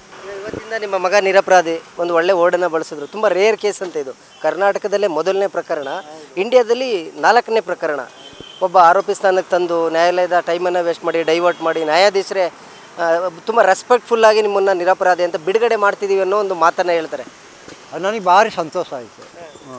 ಈ ರೀತಿ ನಮ್ಮ ಮಗ ಕೊಲೆ ಮಾಡಿಲ್ಲ, ಒಳ್ಳೆ ಮಾತು ತಗೊಂಡು ಹೊರಗೆ ಬಂದಲ್ಲ, ಅದು ನಮಗೆ ನ್ಯಾಯಾಧೀಶರ ಬಾಯಲ್ಲಿ ನಮಗೆ ಹೆಮ್ಮೆ ಆಯಿತು. ಅವರು 1 ಲಕ್ಷ ಕೊಟ್ಟಿದ್ದಾರೆ. ಆ 1 ಲಕ್ಷ ನಮಗೆ ಕೋಟಿ ಬಾಚಿ ಹಾಕೋದ್ರೂ ಈ ಮರ್ಯಾದೆ ನಮಗೆ ಸಿಕ್ಕೋದಿಲ್ಲ. ಈಗ ಹೋದ ಮರ್ಯಾದೆ ನಮಗೆ ಬರ್ತದೆ. ನೀವು ಕೋಟಿ ಬಾಚಿ ಕೊಟ್ಟರು ಮರ್ಯಾದೆಗೆ ನಮಗೆ ಬಂದು ಬರ್ತದ. ಅದು ನಮ್ಮದು ಮರ್ಯಾದೆ ಹೋದಾಗೆ ಆಯ್ತಲ್ಲ. ಈಗ ಎಷ್ಟೋ ಜನಗಳು ಅವ ಗಾಂಧೀಜಿ ಮಗನ ಅವನು ಕೊಲೆ ಮಾಡಿದ್ದಾನೆ ಅಂತ ಊರೆಲ್ಲ ಸಾರ್ತಾರೆ. ಅದು ಇರಬಾರ್ದಲ್ಲ. ಅವನು ಈಗ ಕೊಲೆ ಮಾಡಿಲ್ಲ, ಅವನು ನಿರಪರಾಧಿ ಅಂತ ಅವನು ಹೊರಗೆ ಬಂದಿದ್ದಾನೆ. ಅದಕ್ಕೆ ನನಗೆ ಸಂತೋಷ. ಪ್ರಕಾಶ್ಗೆ ಶಿಕ್ಷೆ ಆಗಬೇಕಾ? ನಿಮ್ಮ ಮಗನಿಗೆ ಯಾವ ಮಟ್ಟ ಶಿಕ್ಷೆ ಆಗ್ತದೆ? ಒಬ್ಬರಿಗಂತಲ್ಲ, ಅವ್ರು ಎಷ್ಟು ಜನ ಇದ್ದಾರೆ ಅವ್ರಿಗೆಲ್ಲರಿಗೂ ಒಬ್ಬರಿಗಂತ ನಾನು ಬಿಡೋದಿಲ್ಲ. ಬೆಟ್ಟದ ಸ್ಟೇಷನ್ ಅವರಲ್ಲಿ ಎಷ್ಟು ಪೊಲೀಸುಗಳು ಅವನಿಗೆ ಇನ್ವಾಲ್ವ್ ಆಗಿದ್ರು ಅವರೆಲ್ಲ ಶಿಕ್ಷೆ ಅನುಭವಿಸ್ಬೇಕು. ನಾನು ಒಬ್ಬರಿಗಂತ ಮಾತ್ರ ಇದು ಮಾಡೋಕ್ಕಲ್ಲ. ಯಾರು ಇದು ಮಾಡಿದಾರೋ ಅವನಿಗೆ ಹಿಂದೆ ಇದ್ದರು ಅವರೆಲ್ಲ ಅನುಭವಿಸ್ಬೇಕು. ಅದಕ್ಕೆ ನಾನು ಕಣ್ಮುಂದೆ ನೋಡ್ಬೇಕು. ಆ ಮಾತು ನಾನು ಈಗ ಏನು ಹೇಳಿದ್ರು ಆ ಮಾತು ಅವ್ರ ಹತ್ರ ನಾನು ಕೇಳ್ಬೇಕು. ಈಗ ನಿಮ್ಮ ಮಗ ಯಾವುದೋ ಒಂದು ಮೂಳೆ ಸಿಕ್ಕಿತ್ತು, ಅದು ಯಾರ್ದೋ ಬಾಡಿ, ಆ ಬಾಡಿಗೆಲ್ಲ ಅಂತ್ಯ ಸಂಸ್ಕಾರ ಮಾಡಿಬಿಟ್ಟಿದ್ರಲ್ಲ, ಅದು ಯಾವುದೋ ಒಂದು ಅಂತ್ಯ ಸಂಸ್ಕಾರ ಮಾಡ್ದ, ಯಾವುದೋ ಅವಳಿಗೆ ಒಂದು ಶಾಂತಿ ಸಿಕ್ಕಿತ್ತು ಬಿಡಿ ಮಗನ ಕೈಯಲ್ಲಿ. ಅದೊಂದು ಅವಳಿಗೊಂದು ಪುಣ್ಯ ಸಿಕ್ಕಿದಂಗೆ ಆಯಿತು. ಅದಕ್ಕೆ ಏನು ಮಾಡೋಂಗಿಲ್ಲ. ಈಗ ಅವರು ಈಗ ಅದೇ ಬಾಡಿ ಅಂತ ಹೇಳ್ಬಿಟ್ಟು ಅವರು ಹೋಗಿ ಅಂತ ಇದೆಲ್ಲ ಮಾಡಿದ್ರು. ಏನೋ ಅವಳಿಗೊಂದು ಶಾಂತಿ ಸಿಕ್ಕಬೇಕಂತ ಅವ್ನ ಕೈಯಲ್ಲಿ ಆಗಬೇಕಂತ ಹೇಳ್ಬಿಟ್ಟು ಆಗಿದೆ ಅಷ್ಟೇ. ಅದೇ ಅದನ್ನು ಕೊಲೆ ಮಾಡಿದ್ರೆ ಯಾರು? ಅದನ್ನು ಈಗ ಇವರು ಕಂಡುಹಿಡಿಬೇಕು. ಯಾರು? ನ್ಯಾಯಾಲಯವರು ಕಂಡುಹಿಡಿಬೇಕು. ಈ ಕೊಲೆ ಮಾಡಿದವರು ಯಾರು ಅದು ಇವರು ಹಿಡಿಬೇಕು. ಆ ಮೂಳೆ ಯಾರ್ದು ಅದು ಅವ್ರು ಕಂಡುಹಿಡಿಬೇಕು. ಆರೋಪಿ ಯಾರು ಅಂತ ಕಂಡುಹಿಡಿಬೇಕು ಅವರು. ಈಗ ನಮ್ಮನ್ನು ಕೇಳಿದ್ರೆ ನಾವೇನು ಹೋಗಿ ನೋಡಿಲ್ಲ, ಅದನ್ನು ಮಾಡಿಲ್ಲ. ಇವ್ರು ತಂದರು, ಇವರು ಇದು ಮಾಡಿದ್ರು, ಅವ್ನು ತಗೊಂಡು ಹೋದ್ರು, ಕರ್ಕೊಂಡು ಹೋಗಿ ಬಾಡಿನ ಇದು ಮಾಡಿಸಿದ್ರು. ಅದು ತಪ್ಪಲ್ವಾ? ಇನ್ನೊಂದು ಬಾಡಿನ ತಗೊಬಂದುಬಿಟ್ಟು ಇದೇ ಮಲ್ಲಿಗೆ ಅಂತ ಹೇಳ್ಬಿಟ್ಟು ಈ ಮಲ್ಲಿಗೆ ಎಲ್ಲಿಂದ ಬಂದರು ಆಗ? ಅದೇ ಎಲ್ಲ ಕೇಳೋದು. ಆಗ ಆ ಬಾಡಿ ಯಾವುದು ಅಂತ ನಮಗೆ ಪುರ ಆಗಬೇಕು. ಇವನ ಕೈಯಲ್ಲೇ ಇದು ಮಾಡಿದಾರಲ್ಲ, ಆ ಬಾಡಿ ಯಾರ್ದು ಅದು ಪುರ ಆಗಬೇಕು. ಅದು ಅವ್ರು ನಮಗೆ ಸಿಗಬೇಕು. ಅದು ಈ ಪೊಲೀಸವ್ರನ್ನೇ ಹಿಡಿಬೇಕು. ಈಗ ಈ 5 ಪೊಲೀಸ್ಗಳೆಲ್ಲ ಹೆಸರು ಪೊಲೀಸ್ಗಳು ಇದ್ದಾರೆ, ಅವ್ರು ಎಲ್ಲರೂ ಹಿಡಿದ್ರೆ ಈ ಬಾಡಿ ಯಾರು ಎಲ್ಲಿದು ಆಗ ಅವರು ಸಿಗ್ತಾರೆ. ಆ ಮೂಳೆನಿಗೂ ಈಗ ತನಿಖೆ ಆಗ್ಬೇಕು, ಎದ್ದು ಬರುತ್ತೆ. ಮೂಳೆಲ್ಲೂ ಸತ್ಯ ಇದೆ, ಆ ಸ್ಕೆಲಿಟಲ್ಲೂ ಒಂದು ಸತ್ಯ ಇದೆ, ಅದರಿಂದ ಕೊಲೆ ಮಾಡಿದ್ರೆ ಯಾರು ಅಂತಲೇ ಇದೆ ಬರಬೇಕು. ಇದು ಅದು ಸಿಗ್ತಾರೆ. ಈಗ ಇವರು ಎಷ್ಟು ಜನ ಪೊಲೀಸವರು ಇದು ಸಿಕ್ಕಾಕೊಂಡ್ರೆ ಈ ಮೂಳೆನೂ ಜೀವ ಬರ್ತದೆ. ಆಗ ಬರ್ತದೆ. ಆಗ ಇವ್ರು ಯಾರು ತಗೊಂಡೋಗಿ ಮಡಗಿದ್ರು, ಯಾರಿಂದ ಇದು ಆಗಿರೋದು, ಆಗ ಅದರ ಗುಟ್ಟು ಹೊರಗೆ ಬರ್ತದೆ. ಅಲ್ಲಿ ಗಂಟ ಇದು ಪಾಂಡು ಪೂಜಾರಿ ಅವರು ನಿಮ್ಮ ಹತ್ರ ಎಷ್ಟು ಫೀಸ್ ತೊಗೊಂಡಿದ್ದಾರೆ, ಎಷ್ಟು ದುಡ್ಡು ಡಿಮ್ಯಾಂಡ್ ಮಾಡಿದ್ದಾರೆ? ಅವರು ನಮ್ಮ ಕೈಯಲ್ಲಿ 1 ರೂಪಾಯಿ ತಗೊಂಡಿಲ್ಲ. ಅದು ಅಥವಾ ನಮಗೇನೆ ಕೊಟ್ಟಿದ್ದಾರೆ. ಆದರೆ ಅವ್ರ ಕೈಯಿಂದ ಅವರಿಗೆ ನಾನು 1 ರೂಪಾಯಿ ತಕ್ಕೊಳ್ಳಿ ಅಂತ ನಾನು ಕೊಟ್ಟಿಲ್ಲ. ನಾನು 1 ರೂಪಾಯಿ ಕೊಟ್ಟಿಲ್ಲ. ಎಲ್ಲ ಅವರೇ ಇದು ಮಾಡಿದ್ದಾರೆ. ಎಲ್ಲ ಇದು ಮಾಡಿ ಹೋಗೋ ಬರೋ ಖರ್ಚು ಎಲ್ಲ ಅವರೇ ಕೊಟ್ಟಿದ್ದಾರೆ. ಊಟ ತಿಂಡಿ, ಕಾರ್ ಬಾಡಿಗೆ, ಈಗ ಬಸ್ಸಿಗೆ ಎಲ್ಲ ಅವರೇ ಕೊಟ್ಟವ್ರೆ. ಈಗ ಒಂದು ವರ್ಷದಿಂದ ಈ ಕಡೆ ನಮಗೆ ಬರುವಾಗ ಹೋಗುವಾಗೆಲ್ಲ ದುಡ್ಡು ಕೊಡ್ತಾರೆ. ಯಾರು ಸಿಗ್ತಾರೆ ಈ ಥರ ಎಲ್ಲ? ಯಾರು ಖರ್ಚಿಗೆ ದುಡ್ಡು ಕೊಟ್ಟು, ಕಾರಿಗೆ ದುಡ್ಡು ಕೊಟ್ಟು ಯಾರು ಸಿಗ್ತಾರೆ? 1000ದಲ್ಲಿ ಒಬ್ಬರೇ ಸಿಕ್ಕೋದು. 1000 ಲಾಯರ್ಗಳು ಇರಲಿ, ಅಲ್ಲಿ ಒಳ್ಳೆ ದೇವರಂಥ ಮನುಷ್ಯ ಲಾಯರ್ ಸಿಕ್ಕೋರು ಒಬ್ಬರೇ ಸಿಕ್ಕೋರು. ಪಾಂಡು ಪೂಜಾರಿ ಅವ್ರು ನನ್ನ ಬಗ್ಗೆ ದೇವರೇ. ಈಗ ಅವ್ರು ಫೋಟೋ ಕೊಡಲಿ ತಗೊಂಡು ಮನೇಲಿ ಇಟ್ಬಿಟ್ಟು ನಾನು ಪೂಜೆ ಮಾಡ್ತೀನಿ ದೇವರು ಅಂತ. ನನ್ನ ಮಗ ನಿರ್ವಹಣಾದಿ ಮಗ 2 ವರ್ಷ ಜೈಲಿಂದ ಹೊರಗೆ ಬಂದವನೆ. ಈಗ ನನ್ನ ಮಗ ತಪ್ಪೇ ಮಾಡಿಲ್ಲ. ನನ್ನ ಮಗ ತಪ್ಪು ಮಾಡದೆ ತಗೊಂಡೋಗಿ ಜೈಲಿಗೆ ಹಾಕರು, ಹೊಡೆದು ಬಡ್ದು ಎಲ್ಲನೂ ನೀನು ಒಪ್ಕೋಬೇಕಪ್ಪ. ಈಗ ಹಾಕಿದ್ರೆ ನಮಗೀಗ ಸಂತೋಷ. ಅಂದರೆ ಇನ್ಮೇಲೆ ಪೊಲೀಸಿನವ್ರದ್ದು ನಮಗೆ ಮಲ್ಲಿಗೆ ಗಣೇಶನವ್ರದ್ದು ನನ್ನ ಮಕ್ಕಳಿಗೆ, ನನ್ನ ಮಗನಿಗೆ, ಮೊಮ್ಮಕ್ಕಳಿಗೆ, ನಮಗೆ ಆಗಲಿ ಯಾವ ಪ್ರಾಬ್ಲಮ್ ಬರಬಾರ್ದು, ಅವರಿಂದ ಯಾವ ತೊಂದರೆ ಇರಬಾರ್ದು. ಅವರು ಎಲ್ಲ ಮಾಡಿ ಈಗ ತಗೊಂಡೋಗಿ ಸುಮ್ಮನೆ ಹಾಕ್ಬಿಟ್ಟು ನಮ್ಮನ್ನ ಇಷ್ಟು ಕಷ್ಟಪಡಿಸಿದ್ದಾರೆ. ನಾವು ಕೂಲಿ ಮಾಡಿ ಎಲ್ಲ ಹೋಗಿ ಬರ್ಕೊಂಡು ಕೇಳ್ತೀನಿ ಅಂದರೆ, ಸುರೇಶ್ ಮತ್ತು ಮಲ್ಲಿಗೆಗೆ ಡೈವರ್ಸ್ ಆಗಿದೆಯಾ ಇಲ್ಲ ಡೈವರ್ಸ್ ಆಗದೇ ಆಕೆ ಬೇರೆ ರೋಡ್ಗೆ ಹೊರಟೋಗಿದ್ರ ಅಂತ? ಡೈವರ್ಸ್ ಆಗಿಲ್ಲ ಅವ್ರಿಗೆ, ಹಂಗೆ ಹೊಂಟೋಗಿದ್ದು ಅವ್ರು ಯಾರು ಕಾಣದೇ ಆಗಿದೆ. ನನಗೆ ಮಲ್ಲಿಗೆ ನಮ್ಮ ಮಗನೇ ಕೊಂದವನೆ ಅಂತ ಇವ್ರು ಪೊಲೀಸ್ನವ್ರು ಸುಮ್ಮನೆ ಆದರೂ ಜೋರ ಹೇಳಿ ನನ್ನ ಮಗನ ತಗೊಂಡೋಗಿ ಒಳಗೆ ಹಾಕಿದ್ದು. ಒಳಗೆ ಹಾಕಿ ಈಗ ಮಲ್ಲಿಗೆ ಅವಳು ಜೀವನಾಗಿ ಬಂದವಳೆಲ್ಲ ಬಂದ ಮೇಲೆ ಅದು ಇನ್ನೂ ಯಾವ ಮೂಳೆ ಇದ್ದಾರೆ ಆ ಮೂಳೆ ಈ ಮೂಳೆ ಯಾವ ಸುಮ್ಮನೆ ತಗೊಂಡೋಗಿ ಮಕ್ಕಳನ್ನೆಲ್ಲ ಕರ್ಕೊಂಡೋಗಿ ಕಾಡಲ್ಲೆಲ್ಲ ಊತಾಕಿ ಅವಾಗ ಅದೆಲ್ಲ ಮಾಡಿ ಗಂಧ ಕಡ್ಡಿ ಬೆಳಗಿ ಗುಂಡಿ ತೆಗೆದು ಆ ಮೂಳೆನ ಊತಾಕಿ ಎಲ್ಲ ನಾನು ಎಲ್ಲ ಹೂವೆಲ್ಲ ಹಾಕಿ ಕರ್ಕೊಂಡು ಬಂದು ಮನೇಲಿ ಬಿಟ್ಬಿಟ್ಟು ಹೋಗೋರೆ. ಎಲ್ಲಿ ಈಗ ಪಾಂಡು ಪೂಜಾರಿ ಅವರು ನಿಮ್ಮ ಜೀವನದಲ್ಲಿ ಬರಲಿಲ್ಲ ಅಂದ್ರೆ ಹೇಗಿರ್ತಿತ್ತು? ಈಗ ಅವ್ರ ಬಗ್ಗೆ ಮಾತಾಡೋದಾದ್ರೆ ವಕೀಲರು ಅವರು ನಮಗೆ ದೇವರು ಅಂತವ್ರು ಬಂದು ನಮಗೆ ಲಾಯರ್ ಸಿಕ್ಕವ್ರೆ. ಅಂದರೆ ಇದ್ದ ಲಾಯರು ಎಲ್ಲಿ ಹುಡುಕಿದ್ರು ಸಿಕ್ಕಲ್ಲ. ಅವ್ರು ನಮ್ಗೆ ದೇವರು. ಅವರಿಂದ ನಮಗೆ ಈಗ ಬಿಡುಗಡೆ ಆಗದೆ, ನಮ್ಮ ಮಗನಿಗೆ ಏನು ಒಳ್ಳೇದು ಆಗದೆ, ನಮಗೂ ನೆಮ್ಮದಿ ಸ್ವಲ್ಪ ಅಂತೂ ನಮಗೂ ಸ್ವಲ್ಪ ಮನಸ್ಸಲ್ಲಿ ನೋವು. ಅವ್ರು ಏನೋ ಈ ನೆಲದ ಕಾನೂನಿನಲ್ಲಿ ಬಡವ್ರಿಗೂ ಕೂಡ ನ್ಯಾಯ ಸಿಗುತ್ತೆ. ಈ ನೆಲದ ಕಾಲದಲ್ಲಿ ನನಗೆ ಬಡವರು ಕೂಡ ನ್ಯಾಯ ಇದೆ ಅಂತ ನನಗೀಗ ಒಪ್ಪಿಗೆ ಆಗಿತ್ತು. ಮನಸ್ಸು ಮಾಡಿದ್ದಾರೆ ಲಾಯರು.